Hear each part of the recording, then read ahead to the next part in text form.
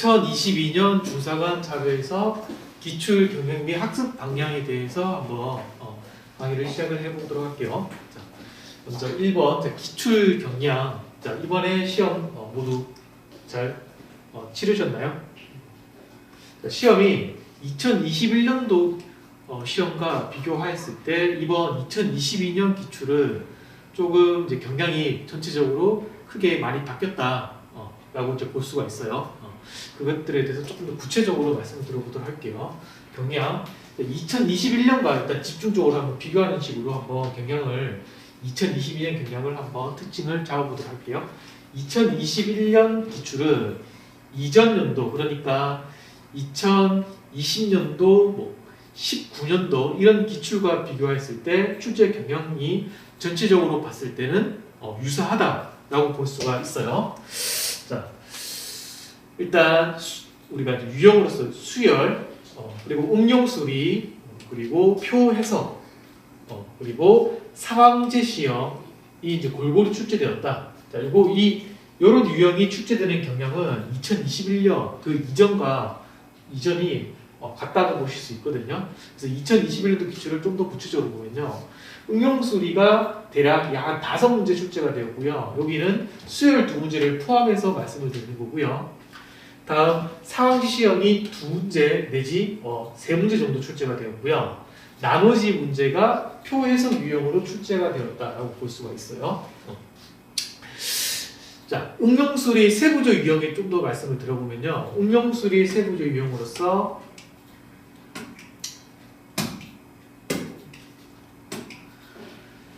세부적 유형이 이전 연도의 출제 경향과 크게 다르지 않았는데요.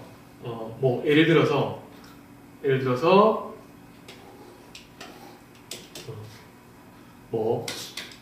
응용수리에서 자주 출제되는 소금물 농도 문제 또는 거속시 문제, 일반적으로 많이 출제되는 최소 공배수, 최대 공약수 문제, 그 외에 일률 문제, 이런 유형들이 전통적인 응용수리 세부적 유형이라고 볼 수 있는데요. 자주 출제되는 그러한 유형이 이전 연도랑 경향은 크게 다르지 않았다라고 이제 판단이 됩니다. 그런데 표 해석이 나머지 문제로 출제가 되긴 했는데요. 난이도가 많이 낮았다 볼 수 있고요. 여기서 낮았다는 매우 낮았다라고 볼 수 있는데요. 그리고 표 해석 난이도가 매우 낮았다, 이 말은 선지를 판단하는 데 있어서 대부분 단순 비교 선지고요. 계산을 할 필요가 있는 선지가 거의 없었다라고 보실 수 있거든요. 다음 하나의 유형으로서 상황 지시형 문제가 항상 꼭 출제가 되는데 금액을 계산하는 문제가 2문제 정도 출제가 되었어요. 자, 이렇게 해서 변함없이 2021년 기출은 이전 연도 기출과 큰 차이가 없었다라고 볼 수가 있거든요. 이에 반해서 2022년 올해 기출을 조금 더 2021년과 비교해서 말씀을 드려보면은 2022년 기출은 2021년 기출과 비교하여 보면 다음과 같다. 전체적으로 표 해석 유형의 출제 비중이 더 높아졌고 응용수리 출제 비중은 낮아졌다. 특히 수열 문제가 출제되지가 않았다. 그리고 금액 계산 형태의 상황 제시형은 변함없이 출제가 되었고요. 자, 거시적으로 크게 보시면은 응용수리, 표에서 이런 상황 지시형이 모두 출제되긴 했어요. 그래서 큰 틀에서는 이런 유형이 출제되는 것은 이전 연도 2021년도 그 이전과 똑같다, 경향이 유사하다라고 볼 수는 있지만 구체적으로 표 해석 문제의 스타일이 조금 더 본격적으로 PSAT형, 그러니까 공무원 적성 시험에 우리가 PSAT라고 그러는데요. 이 PSD형에 조금 더 가깝게 출제가 되었고요. 조금 더 정확히는 공기업 적성시험인 NCS 출제형과 더욱더 유사했다라고 볼 수가 있어요. 그럼 난이도를 함께 고려하면은 쉬운 편으로 출제되는 공기업의 NCS 난이도와 유사하다고 볼 수 있다. 그러니까 난이도를 함께 고려해 보신다면은 PSAT보다는 NCS에 조금 더 가깝다라고 볼 수가 있고요. NCS도 공기업 준비 시험도 고졸 전형이 있고 대졸, 일반 전형이 있는데요. 고졸 전형이 난이도가 NCS가 조금 더 쉽게 출제가 되거든요. 그래서 고졸 전형 NCS 난이도랑 유사했다라고 볼 수가 있겠어요.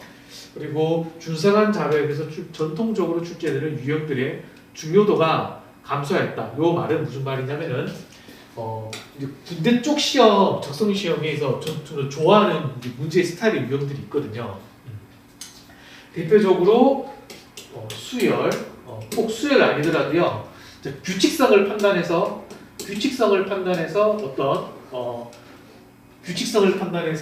덧셈을 굉장히 많이 시키게끔 해서 계산하는 문제들, 이 외에도 이것들 말고도 조금 더 전통적인 문제들, 산수 문제들 있죠. 창의력을 요구하는 산수 문제, 이런 약간 이런 스타일의 문제들이 중요도가 감소했다라고 볼 수가 있겠어요. 출제되지 않았으니까요. 자, 그리고 조금 더 구체적으로 살펴보면은 기존 출제 경향으로 출제된 문제는, 그러니까 2022년도와 2021년도랑 공통적으로 볼 수 있는 문제들을 살펴보면요. 도수 분포표 문제가 여전히 출제가 이번에도 출제가 되었고 2021년 그 전에도 계속 출제가 되는 이 도수 분포표 문제는 아무리 NCS 유형이거나 PCT형으로 앞으로 출제가 된다고 뒤에도 말씀을 드릴 텐데요. 그렇게 출제가 된다고 하더라도 도수 분포표 문제는 원래 PCT나 NCS형이 아니거든요. 근데 이 도수 분포표는 여전히 계속 출제될 거라고 예상이 된다라고 해서 도수 분포표는 여전히 대비를 잘 해두셔야 되고요. 그다음 60갑자 관련 문제, 요거는 자 10, 천갑, 12 이렇게 해서 요거 갑을 변경하는 거 있죠. 그거 문제가 출제가 되었는데, 요거는 이제 전통적인 준성화에서 출제되는 유형인데 전통적인 유형이 중요하지 않다고 말씀을 드렸는데 요거만큼은 챙겨가야 된다라고 걸 볼 수 있고요. 그다음 응용수리 유형으로서 최소 공배수, 최대 공약수 문제가 출제가 되었기 때문에 응용수리가 중요도가 많이 떨어졌지만 여전히 응용수리도 대비를 해두셔야 되겠고요. 다음 나머지 문제는 조금 더 2를 제외한, 요 정도를 제외한 도수 분포표 한 문제, 60갑자 한 문제, 최소 공배, 최대 응용수리 한 문제, 요 세 문제 정도를 제외하면요. 나머지 문제는 전부 다 PCT형, 그러니까 NCS형 내지 PCT형이 가깝게 출제됐다라고 보시면 되겠어요. 세부적으로 보시면은 표해석 유형 중에서 이제 PST형, 그러니까 표해석 유형 중에서 계산형 문제의 비중이 늘어났다. 이 말은 표해석 문제에서 이 선지를 판단하는 데 있어서 또는 발문 자체에서 발문에서 직접적으로 계산을 물어본다든지 표자료가 주어지고 선지에서 계산을 물어보는 선지 출제에 해당되는 비중이 높아졌다라고 보시면 되겠고요. 그 말은 표해석 난이도가 높아졌다라고 보시면 되겠어요. 다음 선택지 수치 간격이 조금 미세한 편이라고 되어 있죠. 자, 요 말은 무슨 말이냐면은 요거는 나중에 배우시게 될 텐데 표 해석도 유형이 두 가지가 있거든요. 일반적인 전형적인 자료 해석형이 있고요. 자료 계산형이 있는데요. 제가 이렇게 자료 계산형이라고 표현하는데 이 자료 계산형은 문제가 오늘 요거 경향을 말씀드리고 문제 풀 때 짚어드릴 건데 이렇게 발문해서 직접적으로 어떤 계산을 해라 물어보고요. 자료가 주어지고 선지 1번, 수치 2번, 수치 이런 식으로 주어지는 문제를 말해요. 이러한 자료 계산형 문제의 비중이 중요해졌다라고 보시면 되겠어요. 특히나 이 자료 계산형 문제 중에서도 NCS에서도 어려울 거라고 생각 좀 할 수 있는 선택지 수치가 간격이 조금 미세한 간격이 좁은 그런 문제가 출제되었다라고 해서 요거 문제에 대한 대비를 빨리 풀 수 있는 대비를 하실 수 있습니다. 그러니까 이런 문제가 출제가 됐을 때 완전히 생으로 계산해가지고 나누기를 정석으로 하는 식으로 하시면은 속도가 안 빠르기 때문에 그거를 저항도에 문제가 없으면서 계산을 줄일 수 있는 방법으로 풀 수 있게끔 해서 속도를 높일 수 있게끔 그렇게 할 수 있는 방법론 우리 연습이 좀 필요하다는 걸 알 수 있고요. 일반적인 표에서 유형 문제도 쉽고 단순한 PC나 NCS으로 출제됐다. 그러니까 일반적인 표해석 문제, 그런 문제는 P셋이나 NCS 기준으로 보셨을 때는 그래도 아직까지는 여기 앞에서 제가 어려웠다고는 했지만 그래도 아직까지는 군대 쪽 시험에서는 많이 쉽다. 중상한 시험에서는 그래도 쉽게 출제가 되고 있다. 라는 걸 알 수 있어요. 그다음 이전 연도의 중상한 표해성 문제는 난이도가 매우 쉬웠다. 그러니까 그냥 쉬운 게 아니라 매우 쉬웠다고 한다면은 이번에는 그래도 조금 어려졌기 때문에 난이도가 조금 높아졌다. 그러니까 쉬운 NCS 난이도로 부르면 된다라고 볼 수가 있겠어요.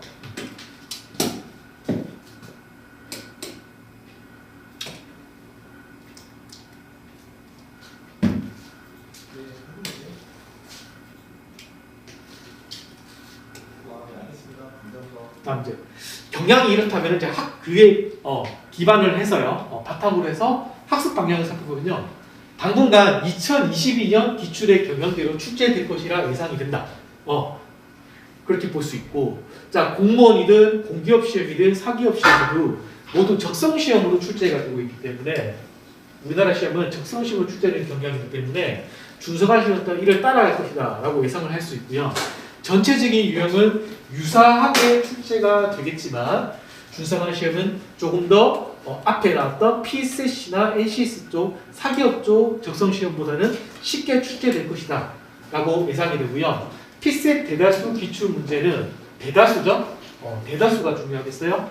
그러니까 P셋의 모든 문제가 아니라 대다수, 그러니까 소수 문제도 아니고요. 대다수 문제는 그러니까 한 70% 정도의 문제는 준사관에 출제되지 않는 유형이라고 보실 수 있어요. 그래서 나중에 P셋 기출을 푸시게 되실 텐데요. 푸실 때 유형에 맞게끔, 준사관 시험에 맞게끔 문제를 발현해서 공부를 학습을 할 수 있게끔 대비를 하실 필요가 있다.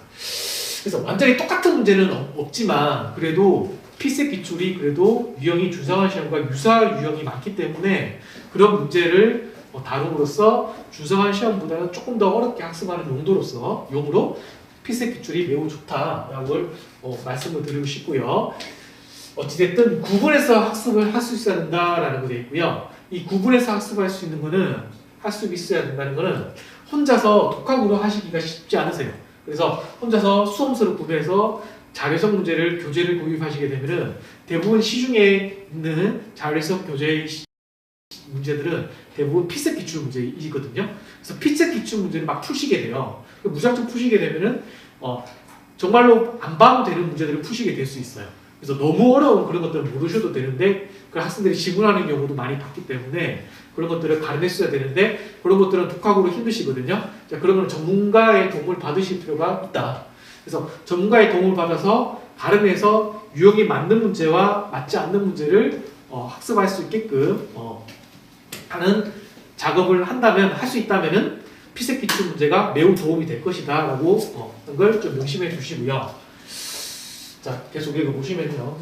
예를 들어 P셋 기출 문제는 출제 유형이나 출제 포인트, 그러니까 분수 비중을 판단해라, 변화율 비중을 판단해라, 가중평균을 물어본다, 이런 것들, 이런 출제 유형이나 출제 포인트가 훨씬 P셋 기출 문제가 훨씬 더 다양하기 때문에 단순하지 않는 유형이 많다.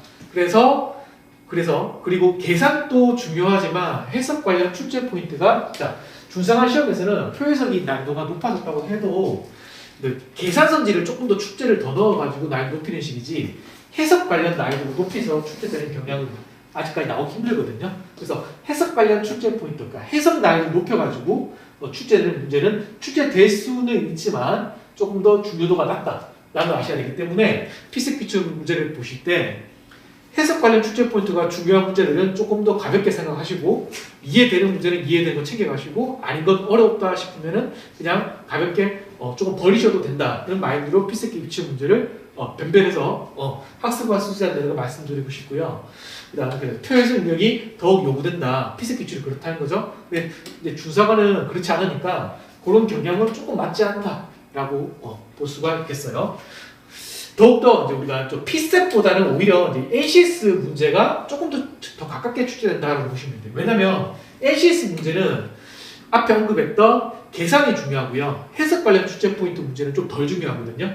그렇기 때문에 NCS 문제가 단순하면서도 선지가 계산을 물어보는 식으로 출제되기 때문에 중상한 시험의 심화 학습 용도로 매우 좋다라고 보시면 되겠어요. 대신에 NCS 문제는 시중에 자료해석 교재 같은 걸 만약에 학습하시게 되면요, 아까 말씀드린 대로 대부분 피셋 기출 문제로 구성이 되어 있기 때문에 NCS 기출 문제 이런 거는 잘 구하기가 힘드시거든요. 그래서 NCS 기출 문제를 딱 구하기는 힘드시니까 아무래도 NCS 문제는 보통 모의고사 문제를 많이 시중에서 푸시게 돼요. 기출 문제가 아니라. 그래서 이런 모의고사 문제를 구해서 심화 학습 용도로 학습하시면 되겠어요. 다음, 그럼 이제 우리가 중상한 시험과 NCS, 피셋 이런 거 비교해서 좀 말씀을 드렸는데요. 학습 단계가 중요하시겠죠? 자, 먼저 자료 해석에서 출제되는 유형별 이론을 먼저 학습하고요. 첫 번째, 유형별 이론 학습이 필요하고요. 그 다음 해당 유형의 기초적인, 기본적인 문제를 먼저 학습을 하고요. 이전 연도와 출제 경향이 달라진 모습이지만 이번 연도가 기존에 출제되었던 중상한 자료에서 출제 유형도 대비를 해둬야 한다. 그러니까 경향이 이번에 조금 바뀌었지만은 여전히 응용수리, 수열 이런 것들을 학습을 해야 되는 것은 변함이 없다는 걸 말씀을 드리고 싶고, 전체적으로 출제 가능한, 그러니까 모든 유형을 일단 먼저 빠짐없이 기본 강의 시즌 때 학습을 하시고요. 기본기를 다지시고 각 유형별 이제 심화 학습을 할 필요가 있는데, 자, NCS 난이도 수준의 문제를 학습할 필요가 있다라고 되어 있고, PSAT 기출 중 단순하고 쉬운 문제를 선별해서 학습을 또 하시면 되고요. 다음으로 늦어도 시험 한 달 전부터는 모의고사 시험을 집중적으로 보셔가지고 문제 푸는 양을 늘리실 필요가 있어요. 그래서 제한 시간 내 문제 푸는 연습을 계속 해주시고, 이런 과정을 통해서 학습하시면은 합격하는데 1년 안에, 우리 시험이 1년에 한 번씩 있잖아요. 1년에 만에 한 번에 합격하는데 문제가 없다. 하원 강의 이제 커리큘럼에 모두 반영이 되어 있으니까 하원 강의 커리큘럼을 단계적으로 따라가는 것을 추천한다라고 말씀을 드리고 싶고요. 다음, 자, 이번 시험에서 변별력이 있는 문제 유형이나 출제 포인트를 집중적으로 학습할 시간도 별개로 가질 필요가 있다. 이거는 이제 심화 학습하실 때, 이게 기본 강의 다음에 심화 강의 학습하실 때 과 관련해서 그때쯤에 집중적으로 학습하는 시간을 가져야 된다. 어떤 문제를요? 변별력 있는 문제 유형이나 출제 포인트요. 이번 시험에서 출제되었던 중요하게 다뤘던. 그래서 이번에 출제된 문제 중에 대표적으로 어떤 것들이 있냐면, 아까 한번 언급하였는데요. 선택지 수치간 간격이 미세한 계산형, 자료 계산형 문제를 말씀드리죠. 를 대비할 필요가 있는데, 요거를 대비하시려면은 계산법을 익힐 필요가 있고요. 이렇게 해서 남들보다 좀 빠르게 풀 수 있다. 그래서 계산법을 익히지 않고 정확하게 계산하면 아무리 연습해도 시간 단축에 있어서 한계가 있다라고 했고요.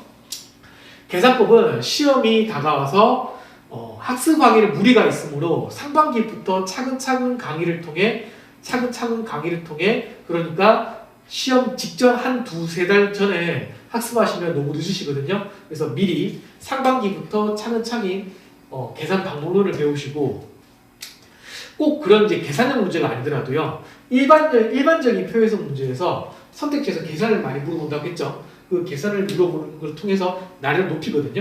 그런 걸 대비하기 위해서라도 계산법을 익힐 필요가 있다라고 말씀을 드리고 싶고요. 다음, 전통적인 응용수리 출제형이 여전히 대비를 하셔야 되는데, 이번 시험에서 거의 출제되지 않았지만 출제 비용이 높아질 수 있다고 판단되므로 여전히 높아질 수 있다고 판단을 할 수 있기 때문에, 그러니까 이번에 응용수리 문제라고 볼 수 있는 문제가 굳이 좀 넓게 잡아도 두 문제라고 판단이 되는데요. 한 두세 문제 정도로 판단되는데, 넓게 잡아도 원래는 그래도 한 5문제, 6문제 정도로 보셔야 되거든요. 근데 이게 이제 줄어드는 경향이 있지만 이게 또 계속 이렇게 유지된다는 보장은 또 없어요. 그렇기 때문에 다시 또 올라갈 수는 있다. 늘어날 수 있다. 요거 늘리면서 또 표해석은 표해석대로 난이도 높이면 되는 거거든요. 그래서 NCS형 피스템도 중요하고 응용수리도 중요하고 잘해야 되고 이렇게 해서 난이도를 높일 수 있기 때문에 어찌됐든 한 번에 시험을 합격하시려면 제대로 대비하기 위해서 응용수리 모든 출제형을 학습할 필요가 있다는 걸 좀 명심해 두시고요. 응용수리 또한 정석적으로 계산하시면 안 되고 우리 제 수업 따라오시면 아시겠지만 효율적인 풀이법이나 요령을 통해 해결할 필요가 있다. 이런 학습 방법론을 풀이법을 익히는 데 집중을 하실 필요가 있다는 거예요. 그러니까 모든 적성 시험 문제는 풀이 방법론이 중요하다라고 해서요. 방법론이 중요하다. 준서간 자료에서 또한 적성 시험이고요. 그냥 쉬운 축에 속할 뿐이지 적성 시험인 것 같기 때문에 따라서 출제 유형별, 포인트별 풀이 방법론을 익히는데 초점을 맞출 필요가 있다라고 말씀을 드리고 싶어요. 이렇게 해서 기출 준사관 시험 2022년 경향과 학습 방향, 이에 맞춘 학습 방향까지 말씀을 들어봤는데, 그러면 이제 기출 경향, 이번 시험에 출제된 기출 경향을 조금 더 우리가 시각적으로 좀 알아볼 필요가 있겠죠. 그래서 관련 기출 문제 출제되었던 포인트 내지 유형들을 제가 제작한 모의고사 문제를 통해서 한번 다음 시간에 살펴보도록 할게요. 자, 이어서 2022년 준사관 자료에서 기출 복원 및 변형 내지 기출 2023년 예상 문제를 살펴보도록 할게요. 자, 여기 20문제를 같이 문제 풀어볼 건데요. 여기 실어진 문제는 만들어진 기준이 2005년 시험 기출에서 출제된 유형 내지 특히나 유형 또는 유형이지만 출제 포인트 어떤 출제 포인트가 문제가 출제되었다라고 해서 그런 문제를 변형해서 복원된 문제다라고 보시면 되겠어요. 그리고 이번에 시험이 2022년에 우리 기출 경향에서 말씀드렸다시피 경향 분석에서 말씀드렸다시피 응용수리 표해서 다음 상황지 시험 이렇게 크게 세 가지로 보셨을 때 응용수리 문제가 거의 출제가 되지 않았다고 말씀을 드렸죠. 그런데 최소 공배수, 최대 공약수 문제가 출제가 되었거든요. 요 출제 포인트를 그대로 이 20문제 중에 한 문제로서 실었고요. 그 다음에 표해성 문제가 출제가 되는데 여기서 말하는 표해성 문제는 크게 또 두 가지로 나눠서요. 일반적인 표해성 문제가 있고요. 우리 기출 균형 분석에서 말씀드렸던 자료 계산형이 있는데 요 자료 계산형 문제가 이번에 출제가 두세 문제 정도 출제가 되었거든요. 이게 출제가 되었기 때문에 일반 유형도 출제가 되었지만 자료 계산형도 출제가 되었기 때문에 요 문제를 두 문제 내지 세 문제 정도 그대로 출제 비중을 그대로 갖고 와서 문제를 배치를 하였고요. 그 다음 출제 포인트가 어떤 포인트가 출제되는지 이런 것들이 더 중요하다고 생각하기 때문에요. 이 출제 포인트를 바탕으로 출제된 출제 포인트를 바탕으로 조금 더 부풀려서 관련된 문제 비중을 조금 늘려서 문제를 만들었거든요. 그러니까 예를 들어서 어떤 이번에 시험에 출제 포인트가 한 문제가 출제가 되었다. 어떤 출제 포인트가 한 문제가 이번에 출제되었다고 하면은 요 문제를 두 문제 정도로씩 제가 실었어요.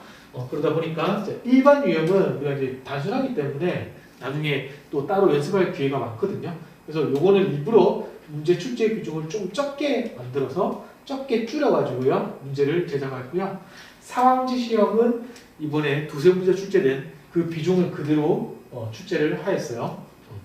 그렇게 보셔서 우리가 이제 각 개별 문제를 제가 또 설명을 드릴 때 관련하여서 또 말씀을 드려보도록 할게요. 자, 1번. 자, 1번 문제는 이렇게 보시면 되겠어요. 표해성 문제인데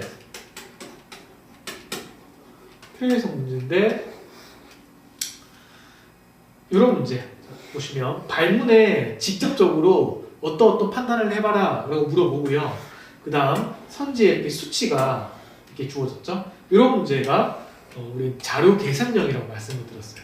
그래서 표현성 문제 중에서 자료 계산형 문제를 한 문제 1번 문제에 배치를 하였는데 이번 시험에서는 이 자료 계산형 문제가 1번 문제가 아니긴 해요. 저는 이 문제를 1번 문제로 배치를 하였고요.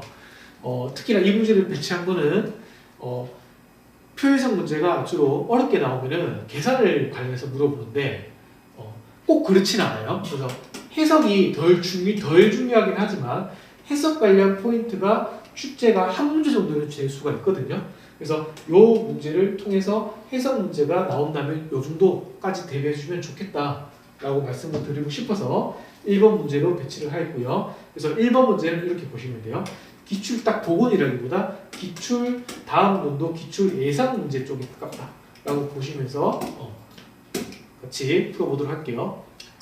자, 발문에 보시면은 3,000명으로 해야 되겠죠? 이렇게 발문에 자료 해석 문제 푸실 때 수치가 주어지는 경우에는 체크를 해두세요. 이렇게 체크를 해둬서 발문에도 추가적인 정보가 있다는 것을 명심할 필요가 있기 때문에 까먹지 않도록 하기 위해서 체크를 해두시고, 다음 반려동물을 양육하고 있지 않은, 여기 않은 데 있죠? 이렇게 부정의 표현이 주어질 때는 자료 해석에서는 요거는 포인트가 여집합 포인트라 그래요. 여집합 포인트가 일 것 같다. 여집합 포인트일 것 같다. 예상을 할 수 있어요.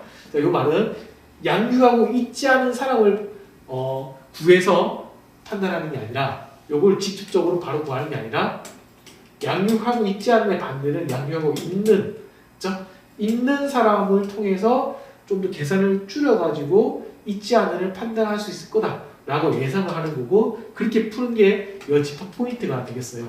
그래서 요 있는 사람을 판단해 보겠다 이렇게 볼 수 있고, 그다음 두 번째는 햄스터를 양육하고 있는 사람을 판단하는 거죠. 차례대로 한번 풀어보시면은 다시 돌아가서 반려동물을 양육하고 있지 않음이니까 말씀드린 대로 양육하고 있는 비율을 판단해 보겠다. 양육하고 있는 사람을 판단해 보겠다. 보시면은 자료를 딱 봤더니 첫 번째 그림자료 제목은 양육 경험, 좀 더 구체적으로 보면 수치를 자료를 보니까 비율 자료죠. 여기 잘 안 보이실 수 있는데 이게 34.2%고 이게 40%입니다. 40%. 이게 그러니까 요거 두 개 합해서 60%가 되니까 26% 이렇게. 네, 한번 보도록 하죠. 자, 그러면 이게 퍼센트니까요. 정확하게 제목을 해석해 보면 반려동물 양육 경험 비율 자료이고요. 어떤 식으로 퍼센트가 구성이 되어 있나, 어떤 변수로 구성이 되어 있나를 보니까 양육 경험 없음, 그 다음 양육 경험은 있으나 양육하고 있지 않음, 세 번째 양육하고 있음이니까요. 다시 양육 경험이 없음의 비율, 양육 경험은 있으나 양육하고 있지 않음의 비율, 양육하고 있음의 비율 해석이 되시죠. 그렇게 언어적 해석이 되시고요. 다음 두 번째 그림자료 제목은 양육하고 있는 반려동물 종, 강아지, 고양이, 햄스터, 토끼, 기타로 구성이 변수가 되어 있고, 그 다음 여기 42.5, 28.5, 12, %죠. 자, 확실히 알기 위해서는 여기 위에 좀 보시면 되겠고요. %죠, 단위가. 그래서 이렇게 쭉 돼서 100%가 되거든요. 따라서 요 강아지, 고양이 이런 것들의 반려동물 종류 있죠. 반려동물 종류가 우리가 변수로서 어떤 구성비 용어로서, 그러니까 분자 용어로서 다 같은 말로서 100%가 되는 자료다라고 해석해 볼 수가 있겠어요. 자, 우리가 그러면 A를 판단하는 데 있어서는 반려동물 종류를 판단할 필요가 없기 때문에요. 단지 양육하고 있는 관련해서 판단해 보시면요. 여기 첫 번째 그림 자료가 양육하고 있는 거 관련되죠. 그래서 양육하고 있는 거는 여기 있죠. 여기 있고요. 여기 있죠. 그럼 요거는 요거거든요. 이게 40%. 그러면 양육하고 있는 거의 반대가 전부 다 양육하고 있지 않은 거니까 양육 경험 없음과 양육 경험은 있으나 양육하고 있지 않은 둘 다 더해서 양육하고 있지 않음이라고 할 수 있겠죠. 그래서 요거 두 개 더한 값이 우리가 양육하고 있지 않음의 비율이 되겠고, 양육하고 있지 않음의 비율은 양육하고 있음의 비율의 반대인 60%가 되시겠죠. 그래서 60%를 한번 해석해 보면요, 요거 쭉 다 더해서 100%가 되니까요, 모든 설문조사 대상자 내지 응답자가 분모가 되겠죠. 그래서 60%에다가 60%의 분모를 곱해주시면은 양육하고 있지 않은 사람 수가 나오겠죠. 그래서 요거의 사람 수가 어디냐? 요거는 모든 설문조사 응답자 수를 뜻하기 때문에 올라가 보시면 아까 체크해 두셨던 3,000명이 되시겠죠. 그래서 3 곱하기 6을 하시면 18이 되시죠. 그래서 18. 그래서 이렇게 되시겠어요. 일단 B. 자, B는 햄스터를 양육하고 있는 사람이니까 햄스터를 간단히 찾아보세요. 햄스터를 찾아보시면은 여기 있고요. 12%라고 되어 있고, 이 퍼센트를 구체적으로 어떻게 들어갈지 각주에서 알려주고 있죠. 읽어보시면 해당 종, 그러니까 햄스터를 양육하고 있는 사람 수를 나눠요. 양육하고 있는 사람 수로 나눠요. 자, 그러면 12%의 분자가 햄스터를 양육하고 있는 사람 수, 우리가 구하려면 B가 되겠고요. 그래서 분자를 구하는 거니까 12% 곱하기 분모, 12%의 분모는 양육하고 있는 사람 수니까 아까 A가 양육하고 있는 사람 수의 반대, 양육하고 있지 않은 사람 수가 A였고요. 근데 우리가 아까 구했다시피 그게 6, 3, 18, 1800이었잖아요. 요거의 반대니까 1200이 되시죠. 따라서 1200. 그래서 12 곱하기 12가 되니까, 자, 12 곱하기 12는 외우는 거예요. 그래서 144가 되겠어요. 따라서 1번 이 되시겠어요. 다음.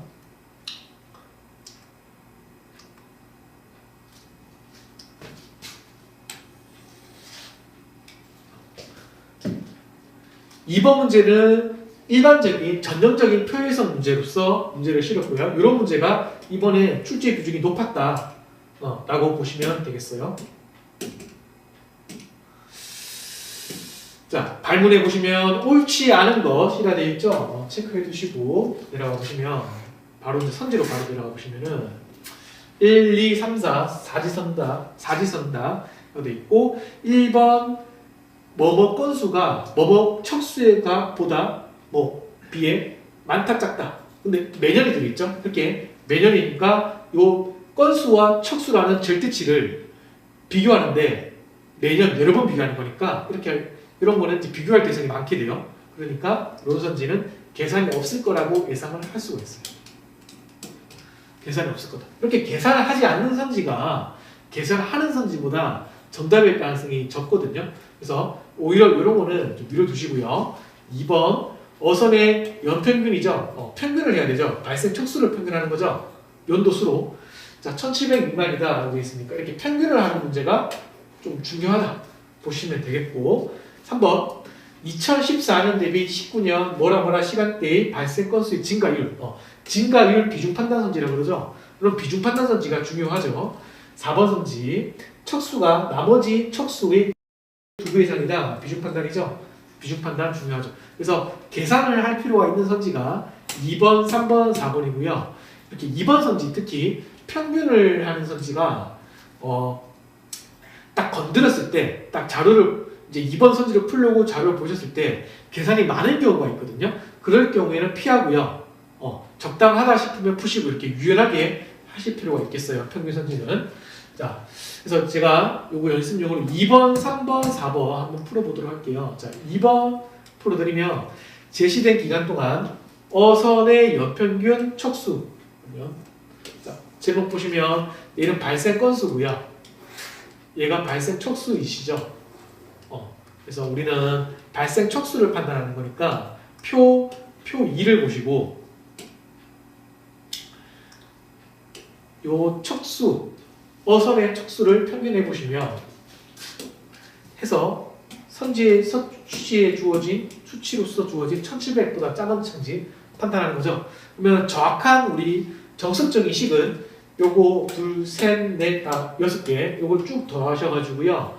난 6개니까 나누기 6을 하신 값이랑 요 1700이랑 비교하시는 거죠. 그래서 산술평균이 되는데 요거를 이렇게 쭉 6개 더해서 나누기 6 하면 계산이 많아지잖아요. 그래서 평균을 구하는, 비교하는, 평균을 수치랑 비교하는 문제, 평균을 수치랑 비교하는, 선지 수치랑 비교하는 문제, 이런 문제에서는 여러분들이 이렇게 정석적으로 계산하는 경우는 거의 없다 보시면 되겠고요. 효율적으로 푸는 첫 번째 방법은 차이값 원리로 푸는 거거든요. 자, 무슨 말이냐면 여기서 요거를 1700을 빼고요. 여기서 1700을 빼요. 그래서 1700은 항상 빼짐을 당하는 숫자로서 계속 빼시고요. 요거 쭉 뺀 값이 누적을 해서 플러스인 거랑 여기 마이너스인 값이랑 섞이겠죠. 그래서 누적하다 보면 전체적으로 플러스가 될 수도 있고 마이너스가 될 수도 있겠죠. 그게 플러스가 된다면 1700 이상이라는 걸 알 수가 있어요. 그래서 그렇게 푸는 게 여기서는 효율적이라는 걸 아시면 되겠어요. 따라서 요 1700보다 큰 거랑 작은 거랑 좀 나눠서 생각해 보시면요. 여기서 또 구체적으로 계산을 좀 줄일 필요가 있는데 무조건 계산하지 마시고요. 이것도 대략적으로 비교가 되면은 끝낼 필요가 있는데 계산을 하지 말고 푸실 수 있어야 되겠어요. 1700보다 작은 게 2개밖에 없어요. 근데 1700보다 작은 게 2개이지만 얘가 1000 정도밖에 안 되기 때문에 1700보다 훨씬 작기 때문에 너무 대략적으로 보시기엔 좀 위험하고요. 정말 대강적으로 한번 빼보시면은 대략적으로 1000이랑 한 1000 정도 생각해 볼게요. 1700이죠. 그럼 마이너스 700, 1621, 1700이니까 크기 잡아도 한 100 정도 잡으시면 마이너스 800은 되시죠. 그렇죠? 누적하시면. 근데 2100 정도만 생각하시고요. 1700 빼시면은 400, 요거 2000, 1700, 300, 700, 요거 200, 900이 되어버리기 때문에 요거 3개만 고려해도 900이 되기 때문에 요 800을, 마이너스 800을 플러스 900이 넘어가시죠. 요거 고려하지 않으시더라도. 그러니까 1700 이상이다 라고 판단할 수가 있겠어요. 그래서 2번 선지는 틀렸다. 다음 3번. 2014년 대비 19년 12에서 20시간대의 해양사고 발생 건수의 증가율은 약이라 되어 있죠. 정말 약이라 했으면은 요거 문구 그대로요. 정확하게 딱 140%일 필요가 없이 대략 140% 정도 되시면 되거든요. 그래서 140% 그러니까 100%가 넘으면 배율로 바꿔서 생각하시면 되는데요. 보통 100%가 2배라고 배웠기 때문에 140%는 2.4배가 되겠어요. 그래서 2.4배가 대략적으로 되는지를 판단해 보시면 되겠고요. 자, 시간대가 12에서 20이니까 자, 연도를 잘 보시면 여기 주의하실 게 앞에가 후년도고요.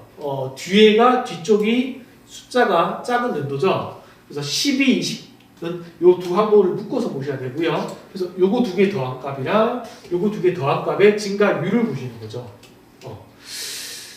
자, 그러면 2.4배를 판단해 보실 건데 일단 이거를 바로 요거 2개 더하고 더해서 딱 2.4배가 바로 되는지 볼 필요는 없어요. 자, 그 전에 뭘 하실 필요가 있냐면은 요거 응용술에서도 매우 중요한 출제 유형인데요. 요런 걸 배우신 적 있죠? 2개 더한 값과 어떤 거 2개 더한 값에 그러니까 합한 값과 합한 값의 증가율 내지 배율을 판단할 때는 바로 더하지 마시고 요게 만약에 2배잖아요. 요게 2배고 요게 만약에 2배잖아요. 그러면은 요거 더한 값과 더한 값도 딱 2배가 될 거예요. 다시 말하면 요게 2배고요. 요게 만약에 3배잖아요. 3배면 요 더한 값과 더한 값은 2배와 3배 사이가 될 거고 조금 더 구체적으로는 2배와 3배를 가중평균한 값이 된다라고 말씀을 드렸고 구체적인 기초적인 원리는 아직 기본 강의 때 배워보도록 하시고요. 자, 그래서 이 문제를 처음에 푸실 때, 처음에 접근하실 때는 바로 더하지 마시고요. 선지가 약 2.4배라고 되어 있으니 각각 2.4배의 기준으로 한번 대략적으로 보시자고요. 그래서 이렇게 보시면 285랑 741이니까 285 대충 2배를 해보시면은 741이 조금 더 크죠. 확실히 3배는 안 돼요. 그래서 2배와 3배 사이로 되고요. 234와 499는 2배가 좀 안 되죠. 그러면 2배가 넘는 거랑 2배가 좀 안 되는 거랑 가중평균하면 약 2.4배가 되냐 이거예요. 그렇죠? 그런데 될 수도 있고 안 될 수도 있고 범위가 요 사이에 있잖아요. 그렇기 때문에 될 가능성이 있다는 거예요. 우리가 이걸 구체적으로 아직 구하지 않은 이상 될 가능성이 있다면 조금이라도 판단이 애매하다면은 확실하게 틀린 게 아니라면 차이가 많이 나지 않는다면은 그렇다면 계산을 해야 되겠어요. 그래서 요 정도만 딱 판단하고 계산을 요것은 할 수밖에 없다. 그래서 계산을 하시면 요거 더하시면은 510이니까 대략 520 정도로 보실 수 있고요. 그 다음 요거 두 개 계산하시면 요 499니까요. 500으로 생각하시고 740 정도 더하시면은 1240 정도 되시죠? 이렇게 되시죠? 그러면은 5위에서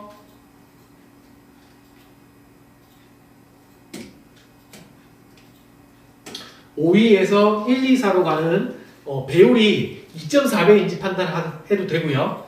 근데 이거 배율로 판단하기는 또 어렵죠? 왜냐면 52 곱하기 24를 해야 되니까 그것보다는 여기서는 이제 반대로 배율이 불편할 때는 퍼센트로 선지 수치가 주어진 그대로 단위 퍼센트 증가율로 된 거 그거 140%라 돼 있었잖아요. 그래서 140%니까 증가율 비중 판단하는 걸로 다시 바꿔서 계산법을 적용하면 그렇게 풀이해서는 요거 중에 뺄 필요가 있어요. 증가율은 초기 값분의 요 뺄값이기 때문에 요 뺄값을 구할 필요가 있는데 빼시면 70이죠. 앞자리가.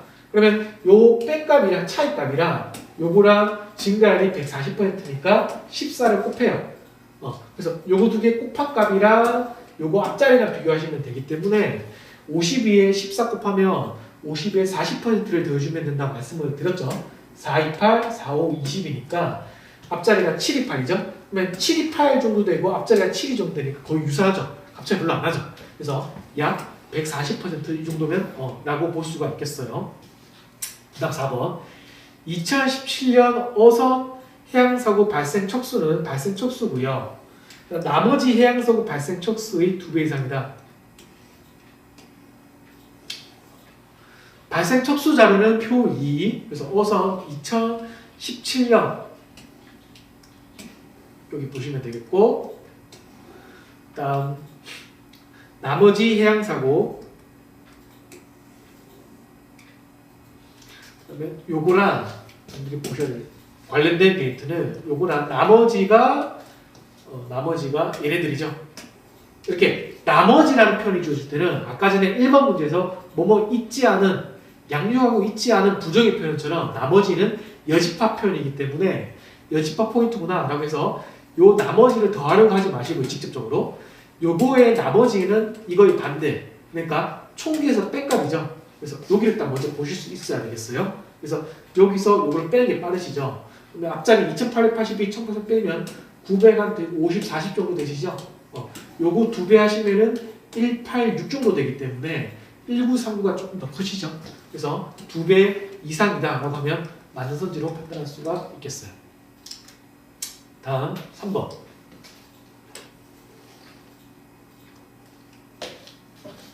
자, 옳은 것을 고르면 선지.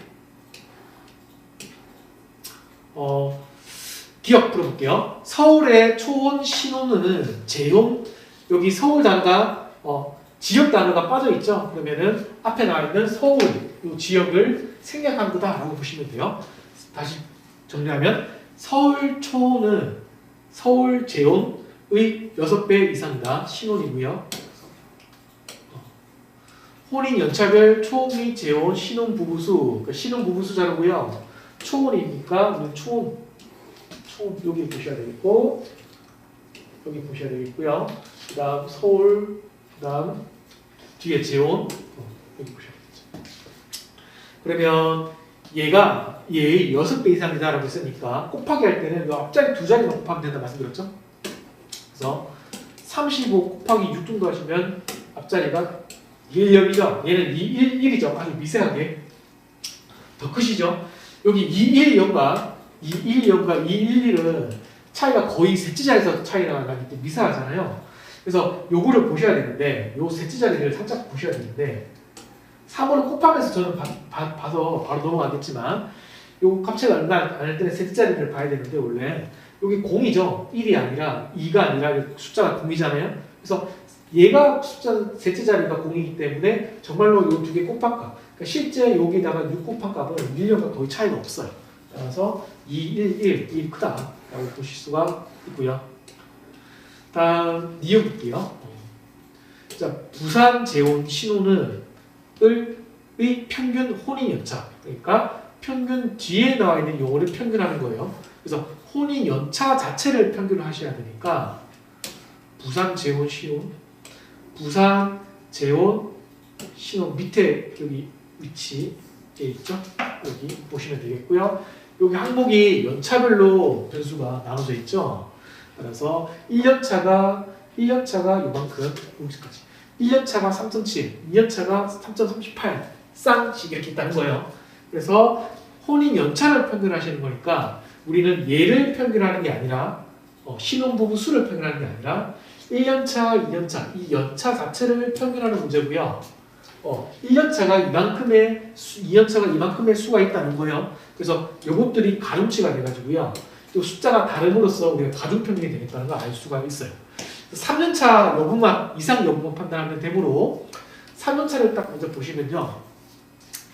3년차가 3020이죠. 일단 선지 수치 3년차와 요 기준 3년차 숫자가 항상 똑같기 때문에 얘를 무시하시고요. 3보다 1 큰 4년차, 3보다 1 작은 2년차를 보시면은 가중치가 3038, 3160 얘가 살짝 끝이죠. 그리고 3보다 2가 큰 5년차, 3보다 2가 작은 것끼리 비교해 보시면 3.7, 3.104 그러니까 얘도 마찬가지로 4년차, 2년차 비교처럼 4년 수적이 컸고 5년차, 1년차도 5년차가 컸잖아요. 그래서 3년차 평균하면 3년차 이상이 된다는 걸 쉽게 판단이 가능하겠어요. 그래서 니은 선지는 맞다.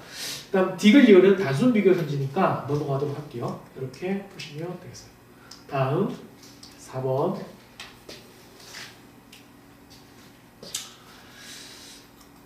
문제. 자, 4번 문제는 3번, 2번, 3번 문제가 일반적인 표현성, 유형 이렇게 잘 출제가 될 수 있고 이런 유형이 난이도 딱 우리가 연습하기에 출제될 수도 있는 난이도로 적당하게 배치됐고요. 4번 문제는 이런 문제가 아까 1번 문제처럼 자료 계산형이 되겠고 본격적으로 이런 지금 물어보는 이 문제 출제 포인트 이 출제 포인트가 여러분들 준성화 시험에 이번에 나왔던 포인트라고 보시면 되겠어요. 그래서 요거를 잘 챙겨가시면 되겠고요. 2016년 전체 R&D 2016년 전체 R&D 과제 건수는 전체 2013년 대비 약 몇 배인가 라고 물었고요.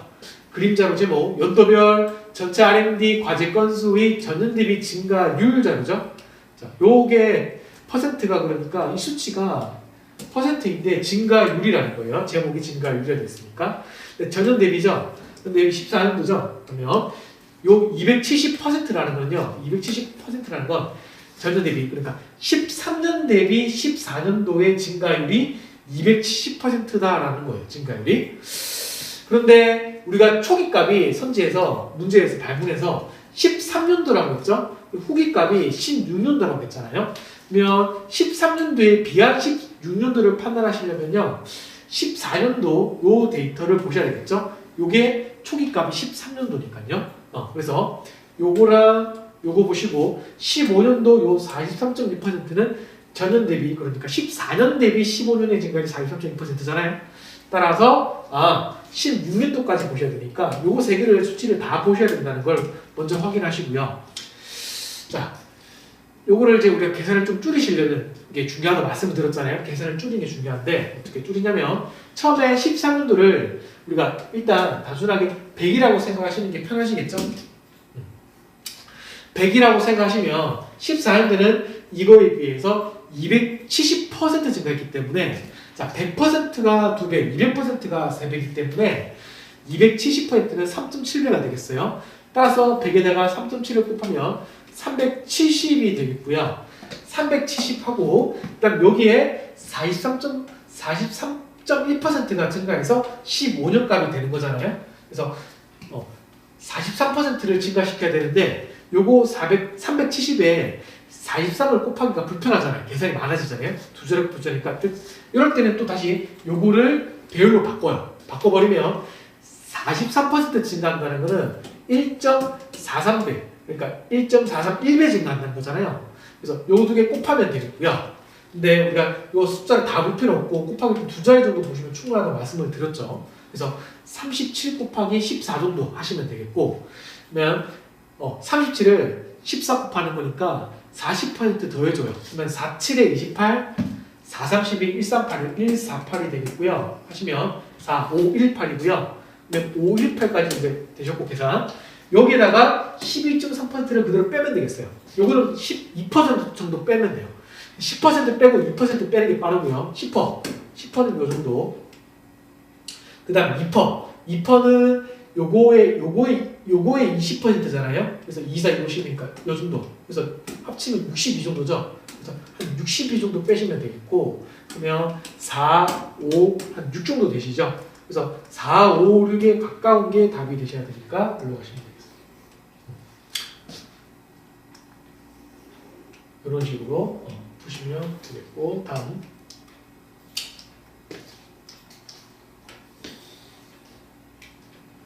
그 다음 문제는 5번, 6번, 7번 자료가 하나 주어지고 문제가 3개의 문제로서 배치를 해봤고요.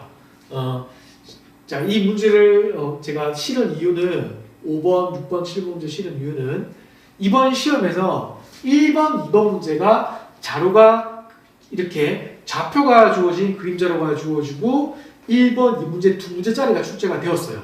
그렇기 때문에 저는 요거를 살짝 변경해서 자료가 좌표가 주어진 그림자는 그대로 출제를 했고요.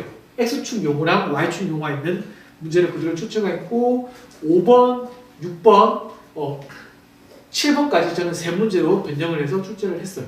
그래서 한번 풀어보시면은 이렇게 이제 좌표가 주어진 그림자가 출제가 되고 있다는 거 좀 기억을 해주시고 5번 부족 수준으로 판단되는 국가는 몇 개인가? 그러면 부족 수준을 판단할 수 있는 그 기준, 식 이런 것들이 있겠죠.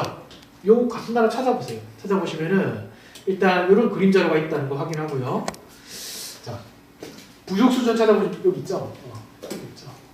이게 뭐냐면 x가 0보다 작은 경우는 부족 수준으로 판단한대요. 그럼 x가 뭐냐면 x는 1인당 의료비 지출액 곱하기 20 마이너스 1인당 GDP죠.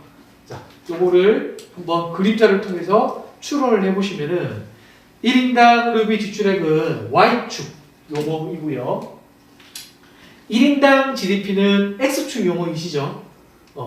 그러면 이렇게 그림자가 주어질 때 좌표가 주어진 그림자, 특히 이럴 때는 그래프 접근을 통해서 푸는 게 일반적으로 효율적이라고 말씀을 드렸죠. 그래서 이걸 그래프를 그래서 풀겠다는 생각, 시각적으로 풀 수 있다는 생각으로 접근하실 필요가 있다는 거예요. 자, 그러면 요게 Y고요. 요게 X라고 한다면요. 요거를 정리해보면 요거 X는 요 X를 우리가 그냥 일단 요 X는 다르게 볼게요. 요 X 무시하고 요걸 바로 Y를 볼게요. 그러면 20Y 자, 요걸 X라고 그러면요.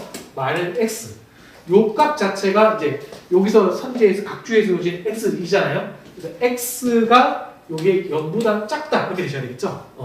그래서 이걸 정리해 보시면은 20y가 x 넘기고요. 자, 20을 또 넘기면 20분의 1 곱하기 x 이렇게 되시죠. 그러면 요걸 이제 그래프를 이제 그려 보시는 거예요. 그려 보시면 요거는 기울기가 20분의 1인 기울기를 원점에서 직선으로 끄시면 되겠죠. 그래서 20분의 1이 되려면은 자, 기준을 정해 보시면 얘가 y 값이 500일 때 요게 2만이니까 요게 이제 만이 되죠. 그럼 요게 500일 때 어디에 축 값과 만나느냐를 생각해 보시면 요게 만이고 500이면 20분의 1이죠. 그래서 여기 진짜 그래서 이 기울기 요 각도로 쭉 그으시면 되겠고요. 이렇게 그어 보시면은 이렇게 되시죠. 그래서 요게 0보다 요게 y 요 값보다 y가 작다 이 말은 요게 y 값이 요 기준선을 위주로 밑으로 있다는 거죠. 그 밑에 있는 거는 이렇게 끄으셨을 때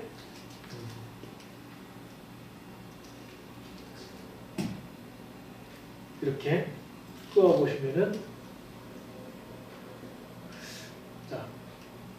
이거 제가 이제 문제를 만들다 보니까 좀 애매할 수도 있는데 일단 이거 두 개 확실하고요. 요거를 밑에 있다고 볼게요. 밑에 있다고 보면은 상황 기준 밑에 있다고 보면 세 개라고 판단하시면 되겠어요.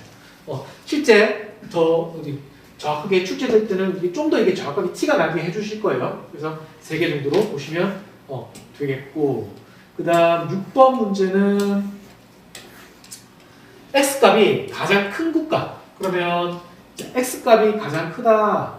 요 말은 요 값이 가장 큰 거잖아요. 이제 x가 0보다 크다 작다가 아니라 이제 더욱더 큰 걸 요구하기 때문에 요 x를 이제 바꿔서 k라고 수정해 볼게요. 그러면 k는 25y-x가 되죠.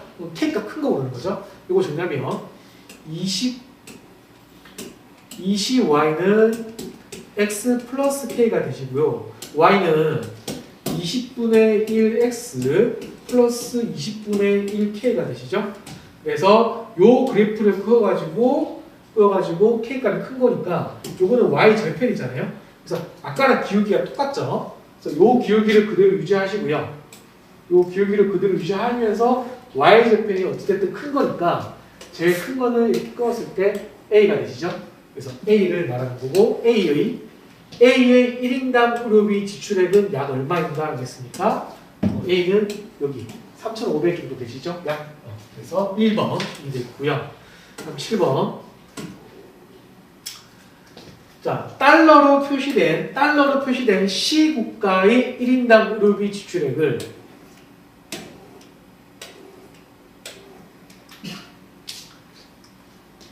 자, 1인당 의료비 지출액의 Y축 용어인데요.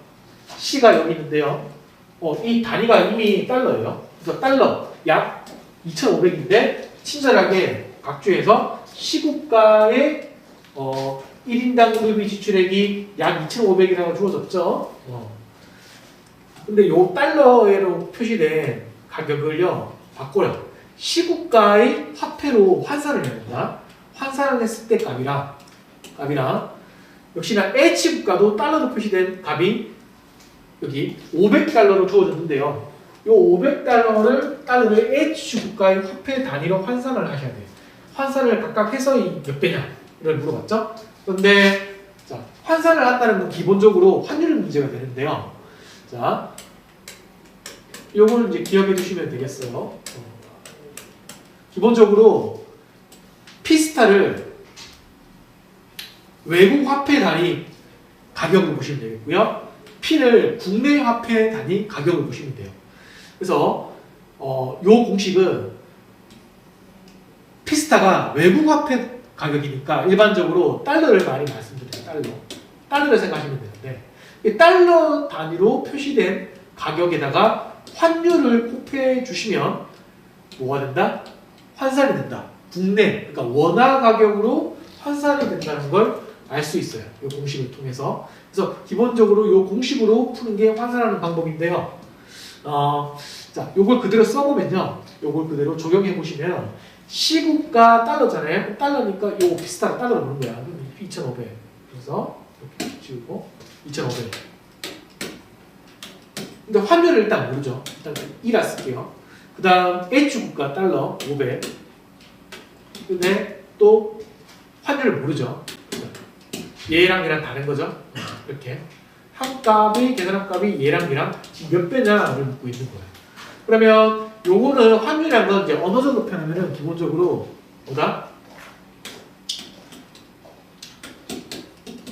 B는 P스타분의 P가 돼서 외국 화폐 가격 한 단위당 국내 화폐 가격이 되시는 거야. 그러니까 1달러당 다시 말하면 1달러당 국내 가격 이렇게 되시는 건데 요 정보가 환율 정보가 대신할 수 있는 언어적인 표현이 부적 표현이 요거죠.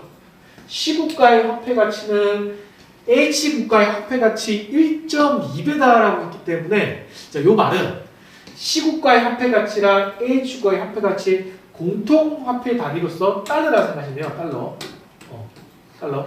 같은 달러를 기준으로 봤을 때 C국가가 H국가가 1.2배라고 볼 수 있는 거죠. 그 말은 요 피스타랑 위에 있는 이제로의 피스타랑 이원의 피스타랑 같다. 같은 달러에 대비 가격이 1.2배라는 거니까 이게 1.2배라는 거죠. 1.2배. 이렇게 알 수가 있어요. 그래서 요게 500, 2,500이니까 약 이제 5배. 그다음 1.2배니까 5 곱하기 1.2 하면 되겠어요. 그래서 약 6배가 되겠어요. 약 6배. 자, 환율 문제 중요하니까 다음에 또 기회 되면 보도록 하고요. 일부러 환율 문제를 출제를 했어요. 중요하기 때문에. 요거는 7번 문제는 기출 이제 예상 문제 정도로 봐주시면 되겠어요. 8번.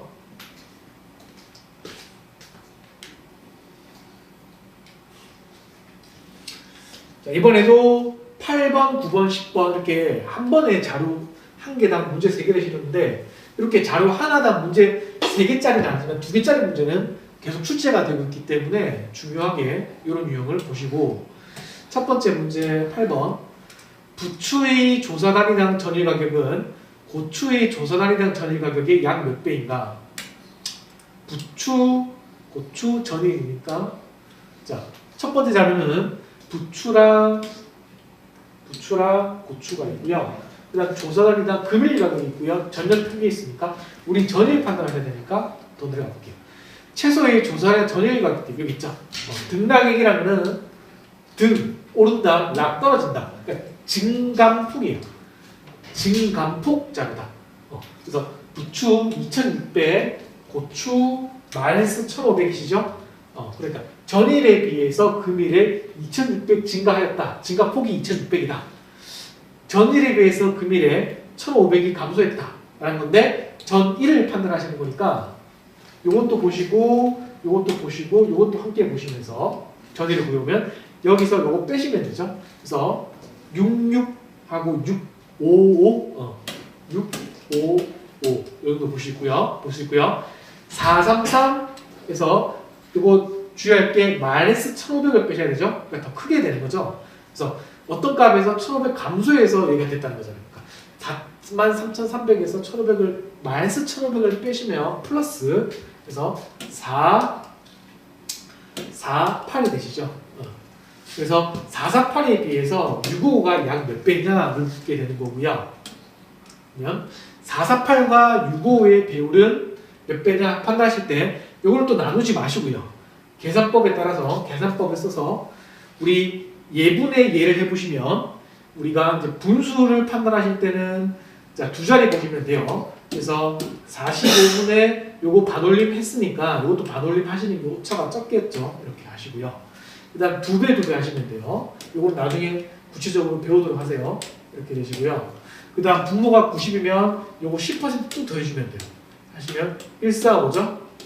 그래서 요 145, 그러니까 1.45배랑 가까운 게 답이 되셔야 되겠어요.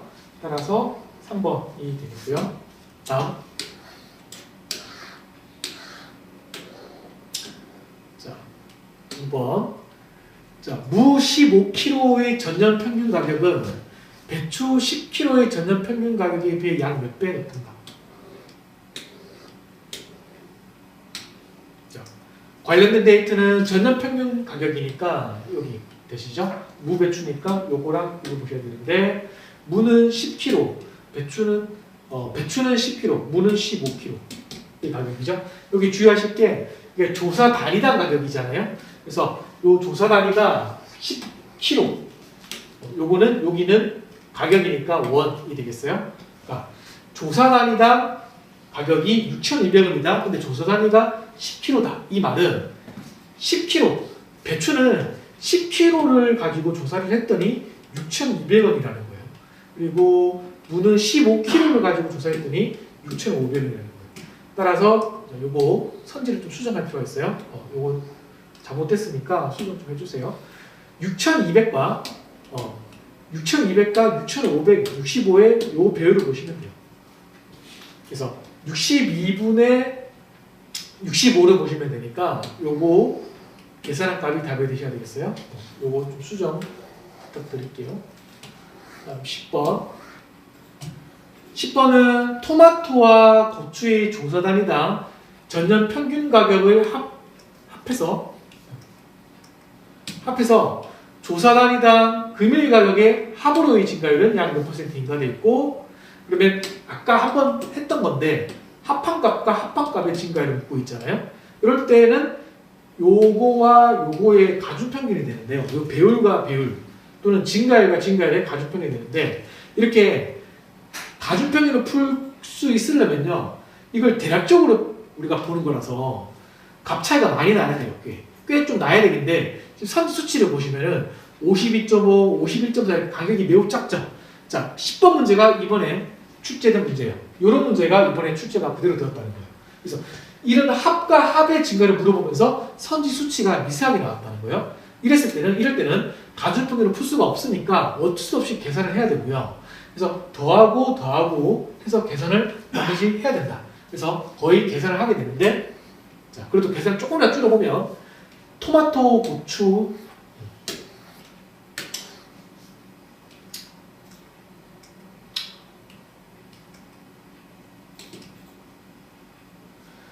토마토와 고추 얘랑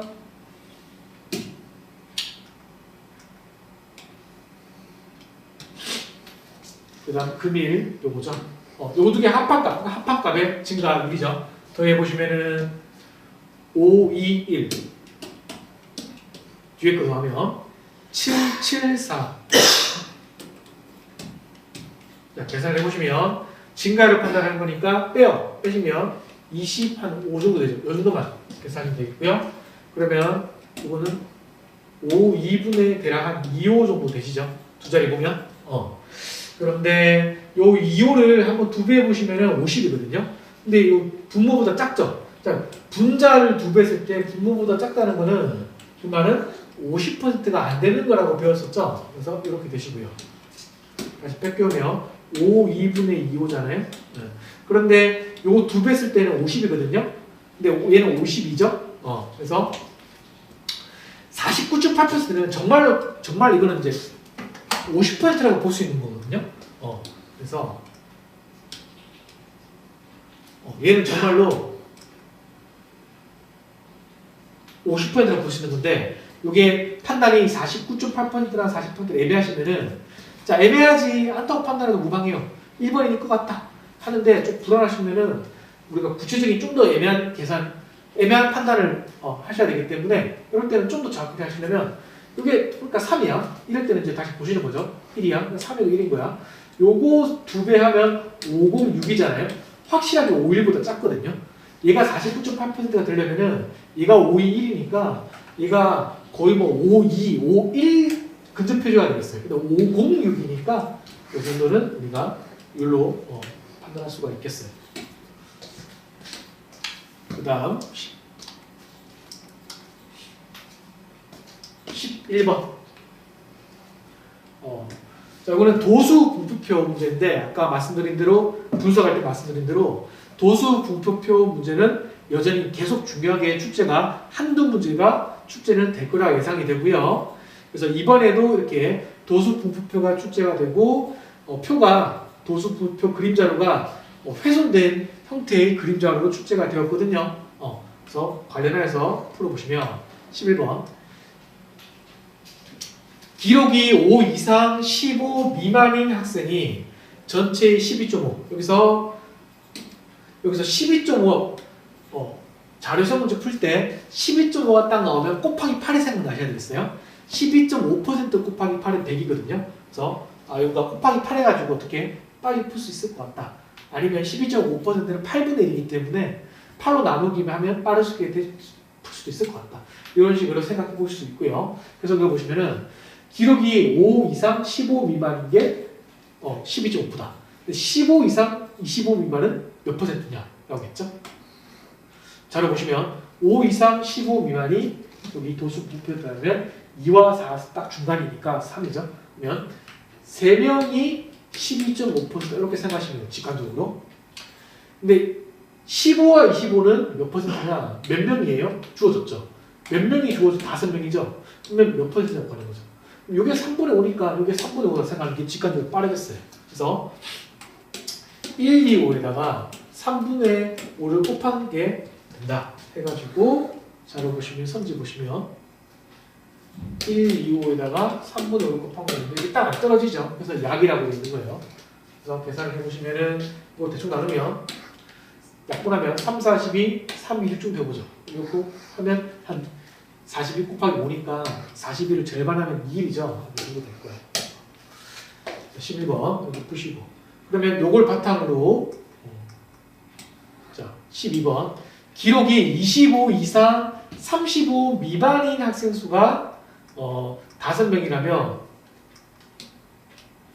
35 이상 45 미만인 학생 수는 전체에서 몇 퍼센트인가? 라고 물었죠. 자, 자료 보시면은 훼손된 부분이 25와 35의 도수랑 35와 45의 도수가 훼손이 되었죠. 근데 여기 5명이라고 정보가 주어졌죠. 그리고 요거 사람 수를 알아야 이 퍼센트를 알 수 있죠. 그리고 전체 학생 수를 알아야 퍼센트를 알 수가 있죠. 또는 뭐 여기의 퍼센트나 이거의 퍼센트를 주어지면 그 퍼센트를 우리가 전체 학생 수를 구해서 풀지 않더라도 구해서 하지 않더라도 구해볼 수가 있겠죠. 퍼센트를 바로 건너뛰어서 구해볼 수가 있겠죠. 자, 그런 거 생각해 보셔야 되는데 자, 이 문제 이제 수정할 필요가 있겠어요. 이 문제는 이제 수정. 12번 수정. 일단 이 문제를 제가 의도는 이렇게 생각하시면 돼요. 여기 있죠? 우리 11번을 통해서요. 이 정보가 12번부터 그대로 적용이 된다고 보셔야 되겠어요. 그렇게 좀 생각해 주신다면은 이 정보를 그대로 받아들이면 전체의 12.5% 3명이 12.5%가 3명이 12.5%가 전체가 되니까 이거 학생 수가 되니까 여기 12.5로 나눠버리면 되겠어요. 그러면 전체 수를 구할 수 있죠. 그래서 아까 말씀드린 8배, 8배를 하시면은 24가 되겠어요. 그래서 24명이 전체 학생 수인 걸 이 정보를 통해서 구하시고요. 튜디오들은. 그래서 원래는 12번에 요 정보 있죠. 요 정보가 있거나 밑에 있거나 아니면 여기 있죠. 그 발문 여기 큰 발문에 있으면 되겠어요. 이렇게 좀 고쳐주시고 그러면은 24명을 구했다고 치시고 요거를 바탕으로 나머지 학생 수를 다 구할 수가 있죠. 24명이고 그러면은 3명, 5명, 요거 4명, 요거 5명이죠. 그래서 5, 5, 10, 13, 4, 17, 17을 빼시면 7명이죠. 그래서 24 전체 학생 수분의 7을 하시면 되겠어요. 요 계산한 값이 답이 된다. 그래서 12번의 해설은 24분의 7이 돼야 되니까 이거 좀 수정.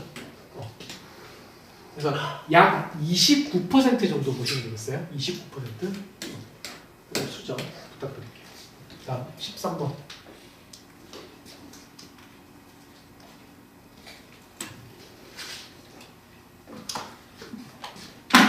10번 하기 전에 잠깐 쉬었다 갈게요. 네, 자, 이어서 13번 문제 봐주세요. 자, 옳지 않은 것을 고르면 요거 앞에 잘 안 보이시는 분들은 시험지 자료 보셔가지고 봐주시면 좋겠어요. 자, 1번 2018년에 B등급을 받은 사람은 1명이다. 자, 그러면 등급 여부 판단하시는 거잖아요. 등급. 그래서 등급 판단하기 위한 조건이 있을 거라 예상이 돼요. 그래서 등급 판단 기준을 보시면은 첫 번째 표자료이죠. 여기 이가 되겠고요. 여기 잘 보시면 B는 여기 S 등급이 종류가 SEGNB 이렇게 SEGNB 해가지고 여기 B가 되겠어요. 밑에 나는 퍼센트는 마이너스 5%라고 되어 있고요.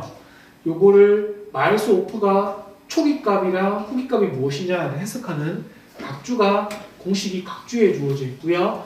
여기 용어는 등급별 연봉 인상률이거든요. 그러니까 등급별 연봉 증가율 이렇게 해석하시면 되겠고, 자, 요거 세 번째 각주가 내년 연봉은 올해 연봉 곱하기 묶어서 1 플러스 당해 연도 인사평가 등급별 연봉 인상률 묶어서 곱하기 100 이렇게 되시거든요. 따라서 요 각주를 통해서 우리가 알 수 있는 게 후기는 초기 곱하기 1 플러스 증가율 이렇게 되는 거예요. 그러면 요걸 딱 보시고 떠오르는 게 초기 값에다가 곱하기 어떤 값 해가지고 후기 값이 된다. 요거는 무슨 말이냐? 요거 배우신 적 있죠? 자, 100이 있어요. 100 곱하기 1.4를 했어요. 그럼 140이죠. 그러면은 요걸 초기 값이라고 그러고요. 요걸 후기 값이라고 한다면 거기다 1.4를 곱하니까 140이 되죠. 그러면 곱하기로 표현했을 때 1.4로 한다는 거는 퍼센트로는 40%를 증가하면은 후기 값이 된다는 것과 똑같은 말이 되는 거예요. 그래서 40% 증가한다 곱하기 1.4, 100% 증가하면은 곱하기 2 이렇게 해석되는 거예요. 그래서 요 각줄을 딱 보시고요. 이걸 보시고 여기 나와 있는 괄호에 1 플러스 동그라미는 이 동그라미 수치에 따라서 요 수치가 증가율 수치 역할을 하는구나 라고 알 수가 있어요. 자, 그래서 여기 주어진 이 마이너스 5%라는 건요. 요 마이너스 5%라는 거는 5%라는 건 여기 값 있죠? 여기 잘 안 보시는데 1 플러스거든요. 요 값이 마이너스 5라는 거잖아요. 그래서 감소율이 5%구나 라고 알 수 있고요. 자, 연도가 1번 선지는 18년도이잖아요. 그래서 올해 연봉이 시기가 올해가 초기값, 내년이 후기값이니까 18년도 연봉 등급을 판단해야 되니까 자료에서는 18년도가 여기 있고요. 그래서 요거의 연봉이 이렇게 되었었는데 19년도에 연봉이 이렇게 되었잖아요. 요거는 18년도의 연봉에서 19년도의 연봉으로의 요 증가율이나 감소율에 따라서 감소율은 요 등급에 달렸겠죠. 그러니까 18년도에 이렇게 증가했다, 퍼센트가 증가했다라는 거는 18년도의 등급이 뭐였다는 걸 알려주는 거예요. 그렇죠? 따라서 우리가 봐야 될 부분은 이 부분이고요. 이 부분 여기서 B등급인 거, 그러니까 마이너스 5% 되는 거는, 근데 우리가 계산을 다 할 필요 없이 여기 등급이 이게 다인데요. 여기서 20 플러스 20 플러스 10 플러스 5 0 마이너스 5, 그러니까 마이너스가 되는 건 요거가 하나밖에 없다는 거예요. 그래서 그냥 감소만 하면 되는구나. 여기서 감소만 하면은 다 B등급이라는 걸 알 수 있어요. 정확하게 마이너스 5인지를 계산할 필요 없이. 그래서 쭉 수치를 보시면은 이렇게 쭉 보시면은 감소하고 있는 게 세 보시면 18, 19에 감소하는 거는 의사원 보시면은 의사원이 3,696에서 3,511.1로 감소하죠. 그 다음 병은 유지하고 있고요. 정도 3,150에서 2,992로 감소하죠. 무는 증가하죠. 그래서 의정이 감소하기 때문에 의정이 B등급이라는 걸 판단할 수가 있어요. 그래서 한 명이 아니라 두 명이다. 이렇게 되시고 이런 식으로 선택을 쭉 푸시면 되겠어요. 하나 더 풀면은 4번 한번 같이 풀어볼게요. N사원을 받은 사원의 수는 17년과 19년에 똑같다. 사원 수가. N사원이라는 거는 N은 여기 0%죠. 그러니까 연봉이 유지되고 있어야 돼요. 그런데 비교해야 될 연도는 17년도, 19년도죠. 따라서 17년도에서 18년도로 가는 걸 보시고요. 19년도에서 20년도로 가는 걸 보시면 되겠죠. 이게 유지되고 있는 사원수가 똑같냐가 되는 거예요. 그러면 17년도, 18년도에서 유지되고 있는 거는 갑사원이 3,150, 3,550 둘이 똑같죠. 요거 한 명.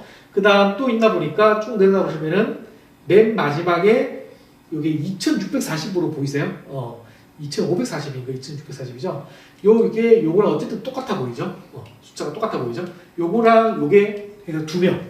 그 다음 19년도, 20년도는 똑같은 게 있나 보니까 요게 3,511.1로서 똑같고요. 그 다음은 요거 2,992.5 여기 둘이 똑같죠? 그래서 똑같은 게 딱 두 개 있거든요. 두 개씩 있으니까 동일하다. 그래서 옳은 거다. 4번도 옳은 거다. 이런 식으로 나머지 1번, 4번 했으니 2, 3 한번 해보세요. 요 정도 보고 넘어가고. 자, 14번. 이제 지금부터 잘 보이시죠? 14번은 자료 계산형이죠? 쉬운 거야. 토목 공정의 수주액이 전년 대비 차이가 가장 큰 연도는 몇 년도인가? 토목 공정의 수주액은 여기 수주액이 막대 그래프죠. 그리고 9년, 10년, 11년, 12년, 13년, 14년 이렇게 연도별 변수 자료가 주어져 있고 10년, 11년, 12년, 14년과 비교하면 되죠. 그러면 10년도, 9년도 이렇게 전년 대비가 되죠. 10년도, 10년도 이렇게 전년 대비 되죠. 그럼 요 차이 보는 거죠. 차이. 요거만 보시면 돼요. 그러니까 이 전년 대비 증감이라는 요거는 항목은 볼 필요가 굳이 없다는 거야. 그래서 요게 64, 요게 41 정도 되시죠. 그래서 이게 20이 넘어가거든요. 그래서 20보다 큰 거는 없어요. 따라서 차이가 가장 큰 건 2010년이 되겠어요. 다음 15번.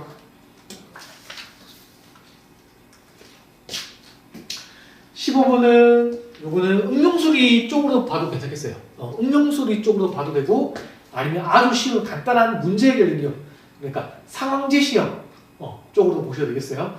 상황지 시험으로 본다면은 드디어 이게 한 문제가 출제가 되었죠. 제가 상황지 시험이 두세 문제 정도 나온다 해서 말씀드렸는데 한 문제 배치했고요. 이건데 이 정도는 응용수리로 봐도 괜찮겠어요. 자, Q사는 열차 노선별로 20, 50%별로 여기 보시면은 이렇게 한 문단이죠. 그래서 어떻게 할인율이 있다. 그리고 수수료가 어떨 때는 할인 수수료, 어떨 때는 수수료 정해주고 있죠. 규정이라고 볼 수 있죠. 일반적인 정보잖아. 그래서 이게 조건이죠. 요게 일반적인 정보를 바탕으로 요 정대리가 이제 어떻게 했다는 구체적인 상황 정보죠. 요 상황 정보가 되겠어요. 그래서 구체적인 정보랑 일반적인 정보랑 구분을 하셔가지고 조건 정보, 상황 정보에 적용을 하는구나 라고 보시면 되겠고 우리는 이렇게 구분이 되신다면은 조건 정보를 보통 먼저 읽으시면서 보통은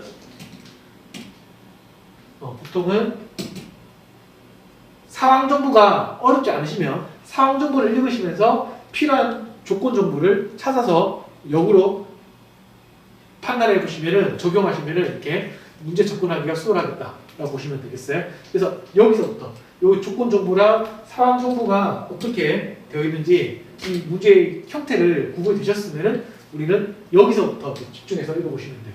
정대리는 지방 출장을 위해서 할인율이 40%죠. 그러면은 자 이게 조건이 쭉 나야 될 텐데 마지막에 응용수리 문제 푸는 방법이거든요.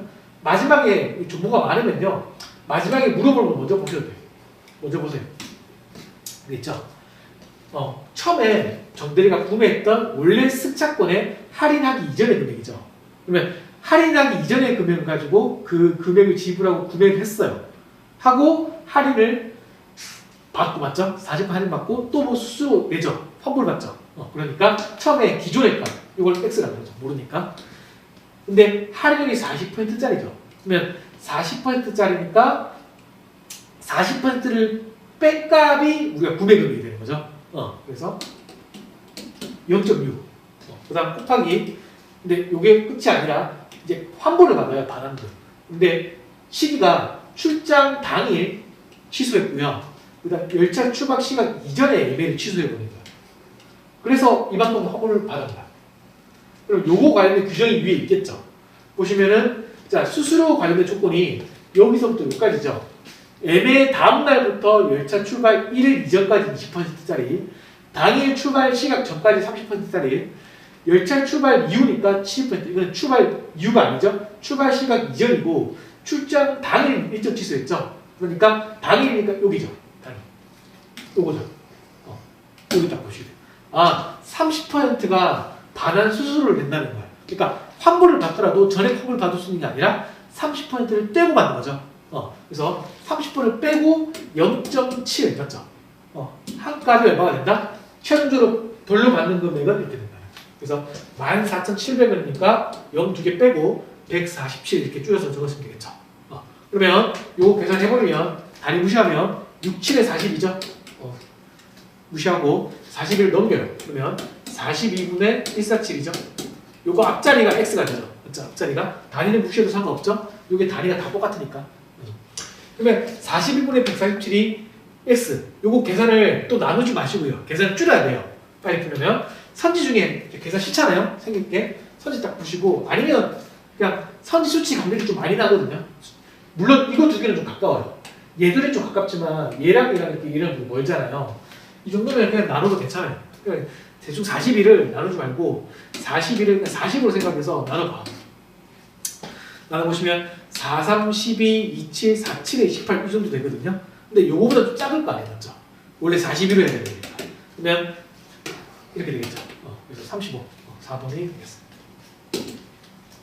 다음 16번. 자, 옳지 않은 것을 고르면, 자, 1번은 단순 비교 선지니까 넘어가고요. 2번 풀어드릴게요.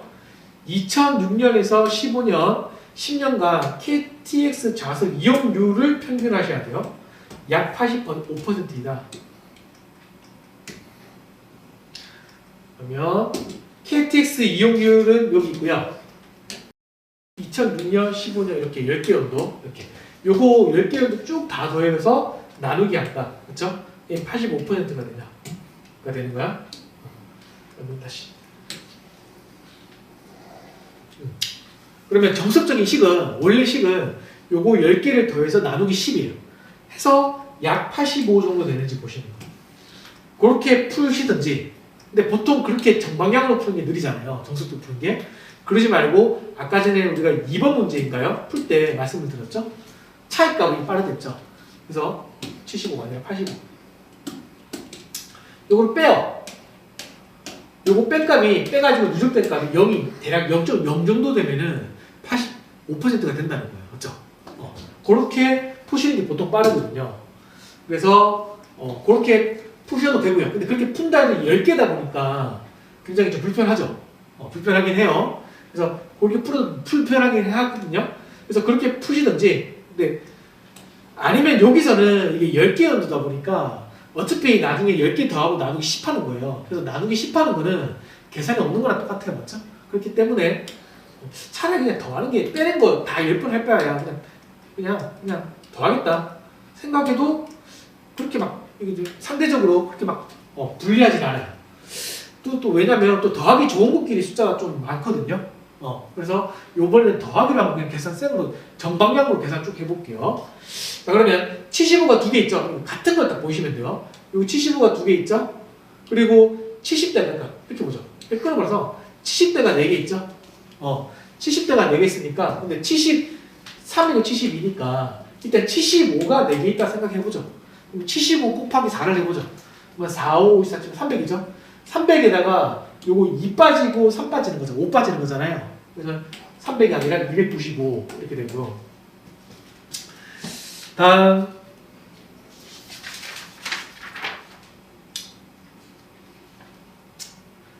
81이죠. 그 다음 숫자가. 그 다음 요게 81 일단 나중에 좀 놔두고요. 요거 90대 갖다 모여있죠. 그래서 자 95, 95, 91, 98, 97이니까 요거 더해보시면은 자 95가 하나, 둘, 셋, 넷, 5개 있다. 이렇게 해볼까요? 그게 싫으면 그냥 90이 100이 5개 있다. 5개 있는데 100에 비해서 5, 5, 9, 2, 3이 부족하다. 이거 더한 값을 빼도 되고요. 큰 차이는 없겠어요, 속도는. 그래서 저는 95, 100을 해보죠. 100이 5개니까 500, 500에다가 5, 5, 10, 19, 2, 21, 3, 23, 24. 한 24 빠지나요? 그러면 476이거든요. 그래서 476, 81이죠? 요거 80이 돼버리면 557이고요. 그래서 557이고요. 요거 더하면 700, 840, 852 정도 돼요. 그래서 85가 나오죠, 앞자리. 나누기 어차피 10 할 거 아니에요? 그래서 약 8.5%. 이렇게 해도, 여기는 이 나누기 10이기 때문에, 그렇게, 그리고 숫자가 같은 게 많았기 때문에, 이렇게 느리지 않다. 괜찮다, 이것도 보시면 되겠습니다. 아니면 다 빼가지고 0이 되는지 대충 보시도 괜찮고요. 그 정도 보고요. 3번 볼게요.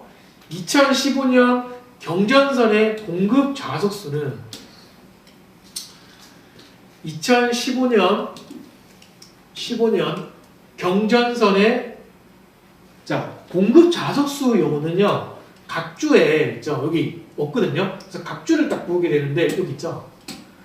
공급 좌석 수분의 이용객 수죠. 이용률이. 이거는 분모라고요. 분모. 분모를 구할 때 우리 배웠죠. 비율분의 분자를 하면 된다 했죠. 이용률분의 이용객 수를 하면 공급 자족수가 분모가 나와요. 자, 따라서 자 3번 선지에 15년, 13, 14년 비교하는 거니까 경전선 위치가 중간에 여기죠. 그래서 요거 보시고 그래서 이용 율분의 이용 객수, 이용 객수가 여 객수 바로 위에 있죠. 그래서 얘 이렇게 되시는 거예요. 그래서 얘분의 얘랑 얘분의 얘를 분수 비교하는 선지가 되겠습니다. 분수 비교. 그래서 요거 분수 비교 해보시면 되겠고, 자 대각 보셔도요. 대각 볼까요? 자 요거는 이렇게 돼요. 숫자 잘 보이시나요? 자 적어드릴게요.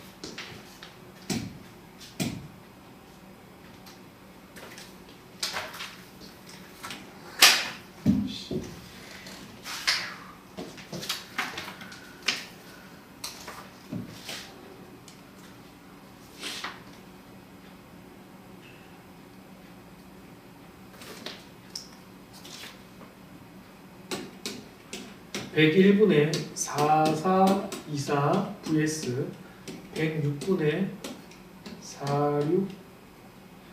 4606으로 보이시죠? 이렇게 되죠? 분수 비교를 해보시면은 자, 이렇게 했던 거 기억나시죠? 일단 요게 몇 배냐 이렇게 몇 배냐를 보시면은 대충 봐도 101이고 앞자리가 44이잖아요. 이 4배가 넘어가요, 맞죠? 요거 101 4배면 404잖아. 442죠. 좀 크죠. 106 4배하면 424. 460 좀 크죠. 애매하죠. 그러면은 이럴 때는 빼야 돼요. 빼시면 요거 2개 빼면 5죠. 요거 2개 빼면 이 정도 되거든요. 앞자리가. 그럼 2가 나온 위치를 딱 보세요. 요 정도에서 나왔죠.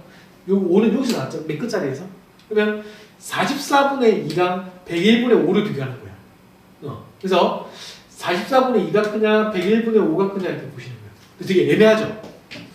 애매하죠? 진짜 애매해요. 그래서 이거 미상인데, 갑자기 미상이 나와서 어려운데, 결론만 말씀드릴게요. 이럴 때는 미상이니까, 이럴 때는 그냥 5로 이거 나눠요. 2로 나누면. 이거 이해 못해도 돼요. 그냥, 이런 거 했었구나, 이렇게 하면 돼요. 예전에 따라온 학생들은. 5로 나누면, 5가 여기 몇 개 들어가요? 2개 들어가죠. 5, 20. 요 2는 24니까 2개가 들어가요, 안 들어가요? 24가 44에 2개 들어가요? 안 들어가죠? 2개가 안 들어가요. 얘는 2개가 들어가요. 2개가 안 들어가요. 더 적게 들어가죠? 적게 들어가는 쪽이 증가율이 커요. 우리는 예분의 예한 게 아니라 예분의 예에서 내라고 해봤죠. 역수로 취했잖아. 그렇죠? 그래서 이렇게 역수를 일부러 취하는 이유가 미세할 때는 유리해요. 계산이. 나중에 배우고요. 그래서 차이법이란 거요. 이런 스킬을 쓰는 경우가 가끔 나와요. 미세한 거는. 그래서 얘가 크다. 요거는 이제 가볍게 내가 이런 거 있구나라고 하시고 넘어가시면 돼요. 완전히 다 이해 못해요.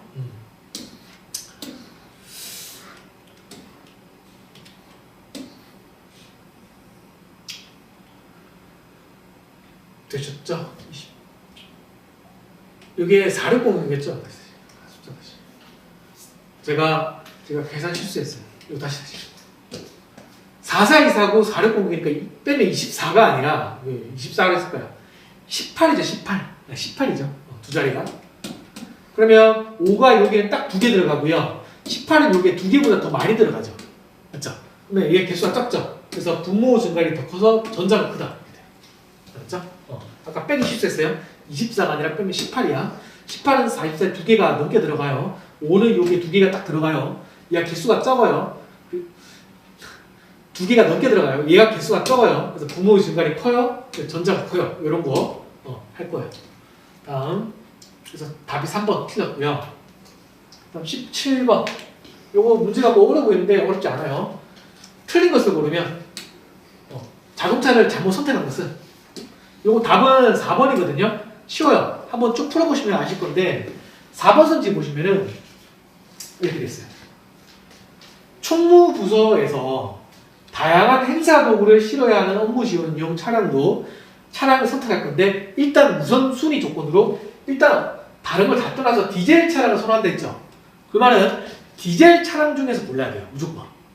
그러한 상황에서 주행거리가 많아서 보통 2, 3년마다 차량을 교체하기 때문에 총무부서는 연료비를 감안해야 돼요. 그래서 연료비가 낮은 게 작은 게 좋겠죠.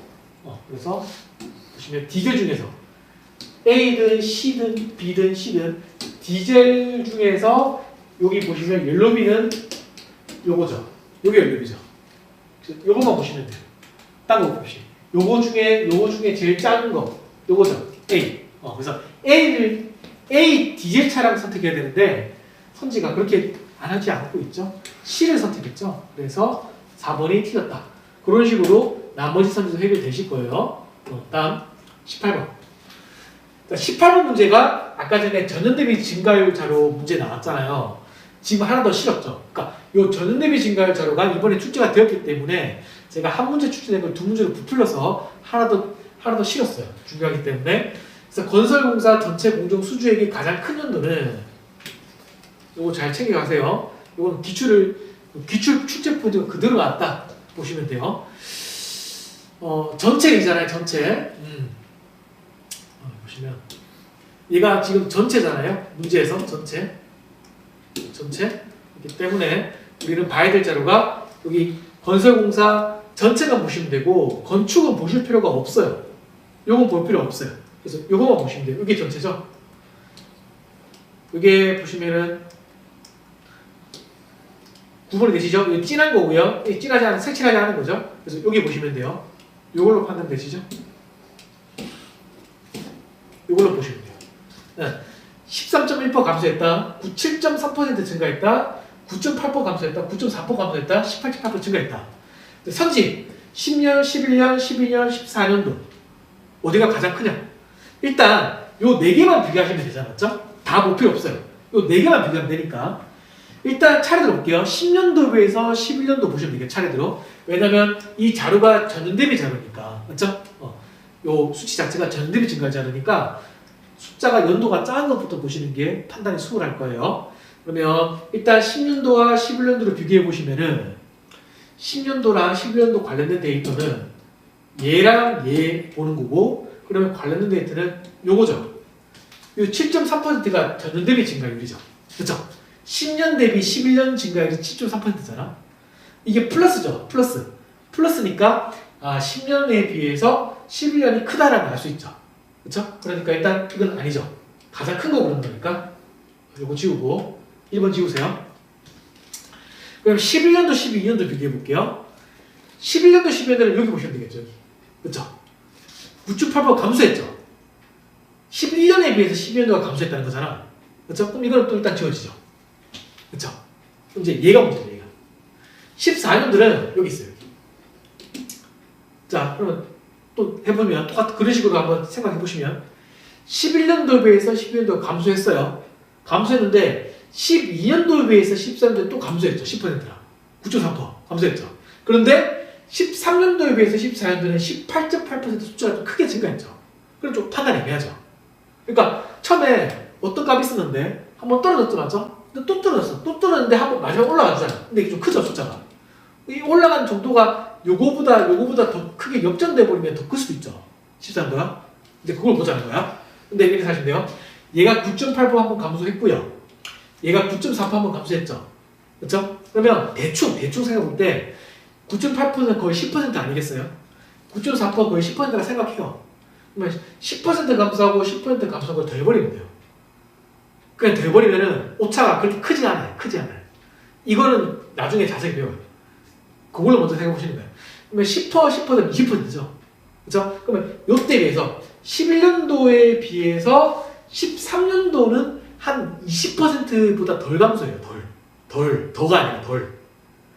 그러니까 여기서 한번 감소하긴 했는데 이거에 비해서 이거는 20%만큼 감소한 건 아니에요. 맞죠? 대충 그렇게 이해하시면 돼요. 지금 상황이. 그러한 상황에서 얘가 18점 여기서 지금 요거보다 이렇게 작죠? 많이 작죠?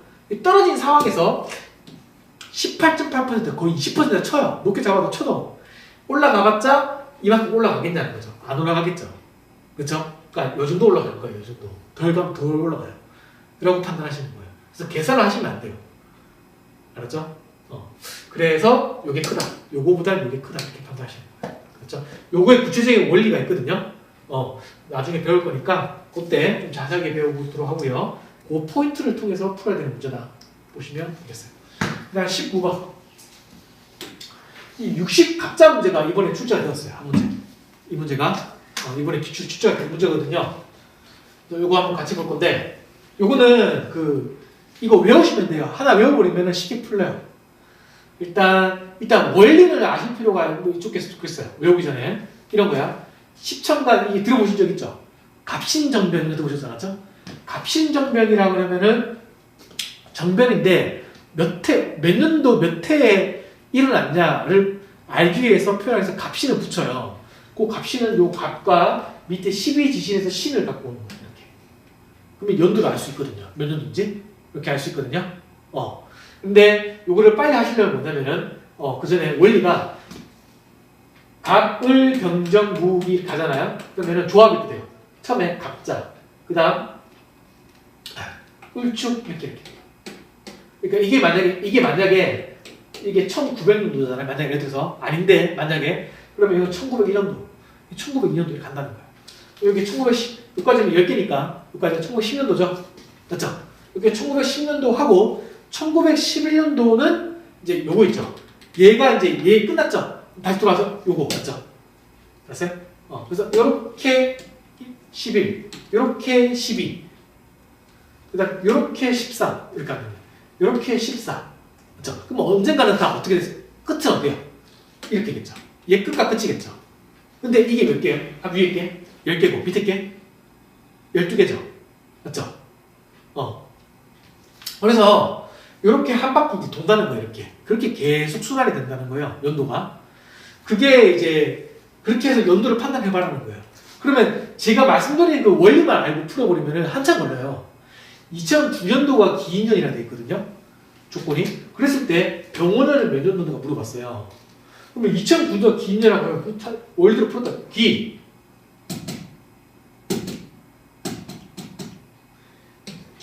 인 어딨죠?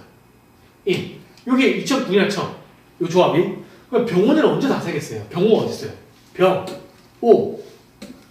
이거 언제 다 세요, 맞죠? 이거 2009년에 안다고 해가지고요. 병원이 가까이 붙어있는 연도가 아니죠. 그렇죠? 차이가 좀 개수 차이가 많이 나잖아, 맞죠? 다 셀 수는 없는 거야, 노가다를. 그래서 그렇게 셀 수는 없고 그렇게 푸시면 안 되고 그냥 어떻게 푸시면 되냐면은 요거 무시하고, 맞죠? 이거 필요 없어. 이 정보가 필요 없이 그냥 외우시면 돼요. 요 중간에 경 있죠, 경이랑 요거 신 있죠?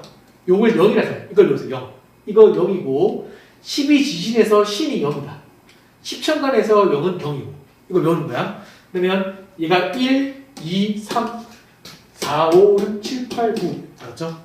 그리고 얘가 0, 1, 2, 3, 4, 5, 6, 7, 8, 9, 10, 11 이렇게 외웠으니까 외우고 10천간은 뭐냐면 연도의 끝자리 있죠, 끝자리.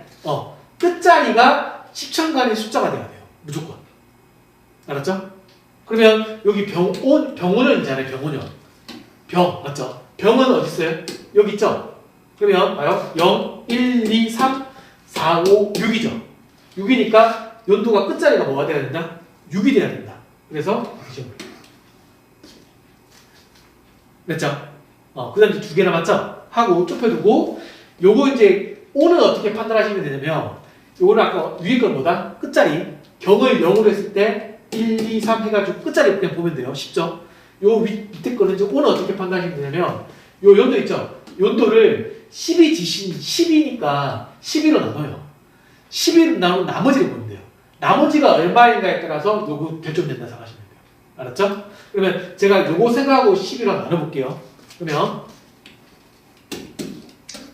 11로 나누면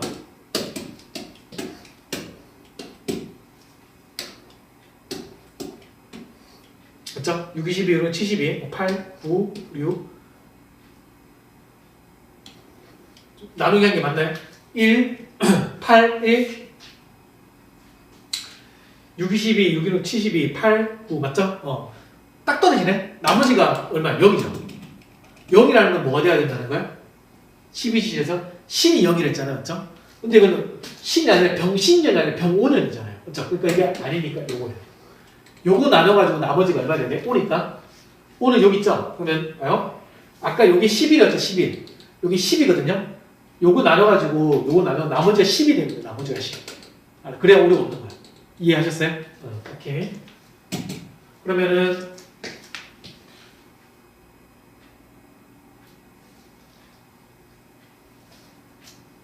만약에 1984년도 한번 해보세요. 1984년도. 자, 끝자리가 4죠? 끝자리가 4니까 얘가 경이 0이야. 경신이 0이라는 거 외우세요. 외우고 4니까 1, 2, 3, 4죠. 그래서 값. 오케이?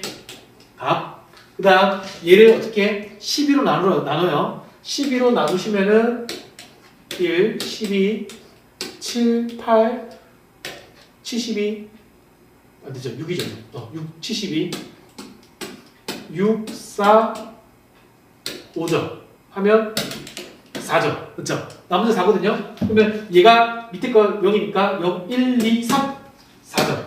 그렇죠? 그러면 갑자가 되는 거예요. 갑자면. 알았죠? 이렇게 하시면 되겠습니다. 요것만 기억하시면 돼요. 다음 요 최소 공배수 최대 공약수. 그러니까 여기서 최소 공배수. 요 최소 공배수 문제가 음수리 문제가 하나 나왔거든요. 이번에. 그래서 하나 배치를 했는데 자, 세 사람이 다섯 번째로 모두 한 번에 만날 수 있는 시기는 몇 시간인가? 시간 몇 시간인가? 근데 문제는 뭐냐면은 여기 응용이 된 게 뭐냐면 이 출발 시각이 달라요. 출발 시각이 같으면 쉽거든요. 이게 다르죠. 다르다는 거 주의하셔야 되고 그 다음 간격이 이제 20분마다 30분마다 40분마다 이렇게 돼 있죠. 그러면 일단 이렇게 출발 시간이 만약에 10시 출발 시간이 예를 들어 같으면 그냥 20, 30, 40의 최소 공배수 구해버리면 돼요. 20, 30, 40의 최소 공배수가 어떻게 뭘 뜻해요? 동시에 만나게 되는 거죠. 맞죠? 나오겠죠? 그러면 최소 공배수가 첫 번째 만나는 거죠. 그거의 다섯 번째니까 그거 5번 하면 돼요. 근데 지금은 출발 시각이 다르니까 다를 때는 같게 만들어주면 돼요. 언제 같게 만들어지냐 생각하시면 돼요. 알았죠? 근데 20분 간격이니까 20분, 40분, 60분 이렇게 가잖아. 그러면 9시하고 9시 20분, 9시 40분, 그 다음 10시 이렇게 하잖아. 맞죠? 그럼 10시 되죠, 10시. 10시면 가능성이 있죠, 지금. 근데 10시 있네? 근데 이제 11시잖아. 맞죠? 숫자가 더 크게 만들어야 되겠죠? 근데 이게 40분이야. 얘가 40분이 돼버리니까 얘는 봐요. 40분, 80분, 그 다음 120분이죠. 그러면 11시 80분, 그 다음에 120분이니까 2시간 더 하면 13시 되죠? 13시 될 것 같거든요? 13시가 정시잖아요. 맞죠? 딱, 맞죠? 11시, 12시, 1시 이런 것들 2시에. 얘 돼요, 안 돼요? 딱 정시되죠? 11시, 12시. 왜냐면 30분 간격이니까, 맞죠?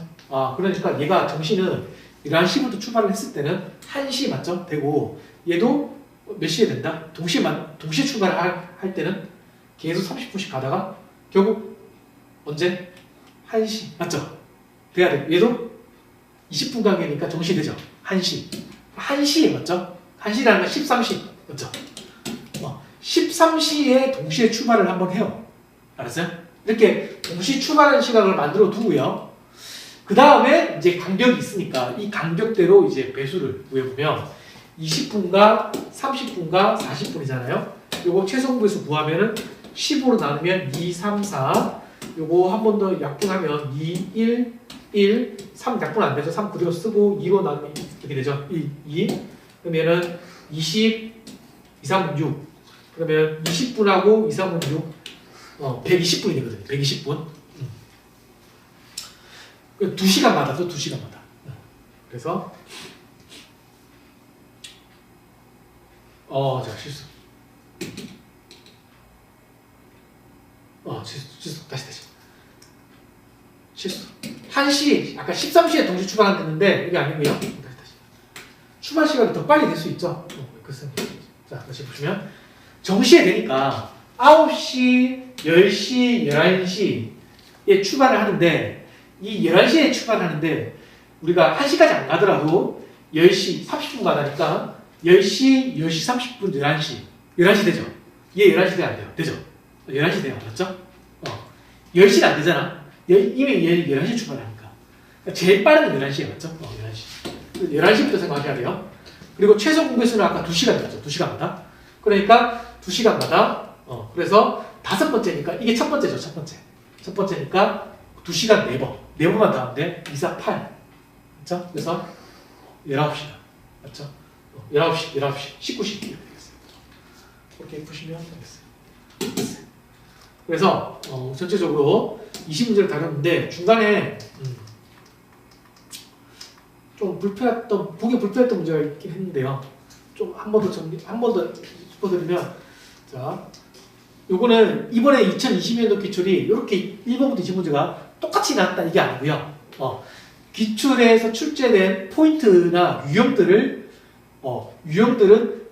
유형을 그대로 갖고 온 것도 있고요. 포인트는 갖고 왔는데 중요한 포인트는 제가 부풀려서 한 문제짜리를 두 문제로 늘린 것도 있어요. 그러다 보니까 이 표에서 이런 문제, 일반적인 문제들이 많이 출제가 되고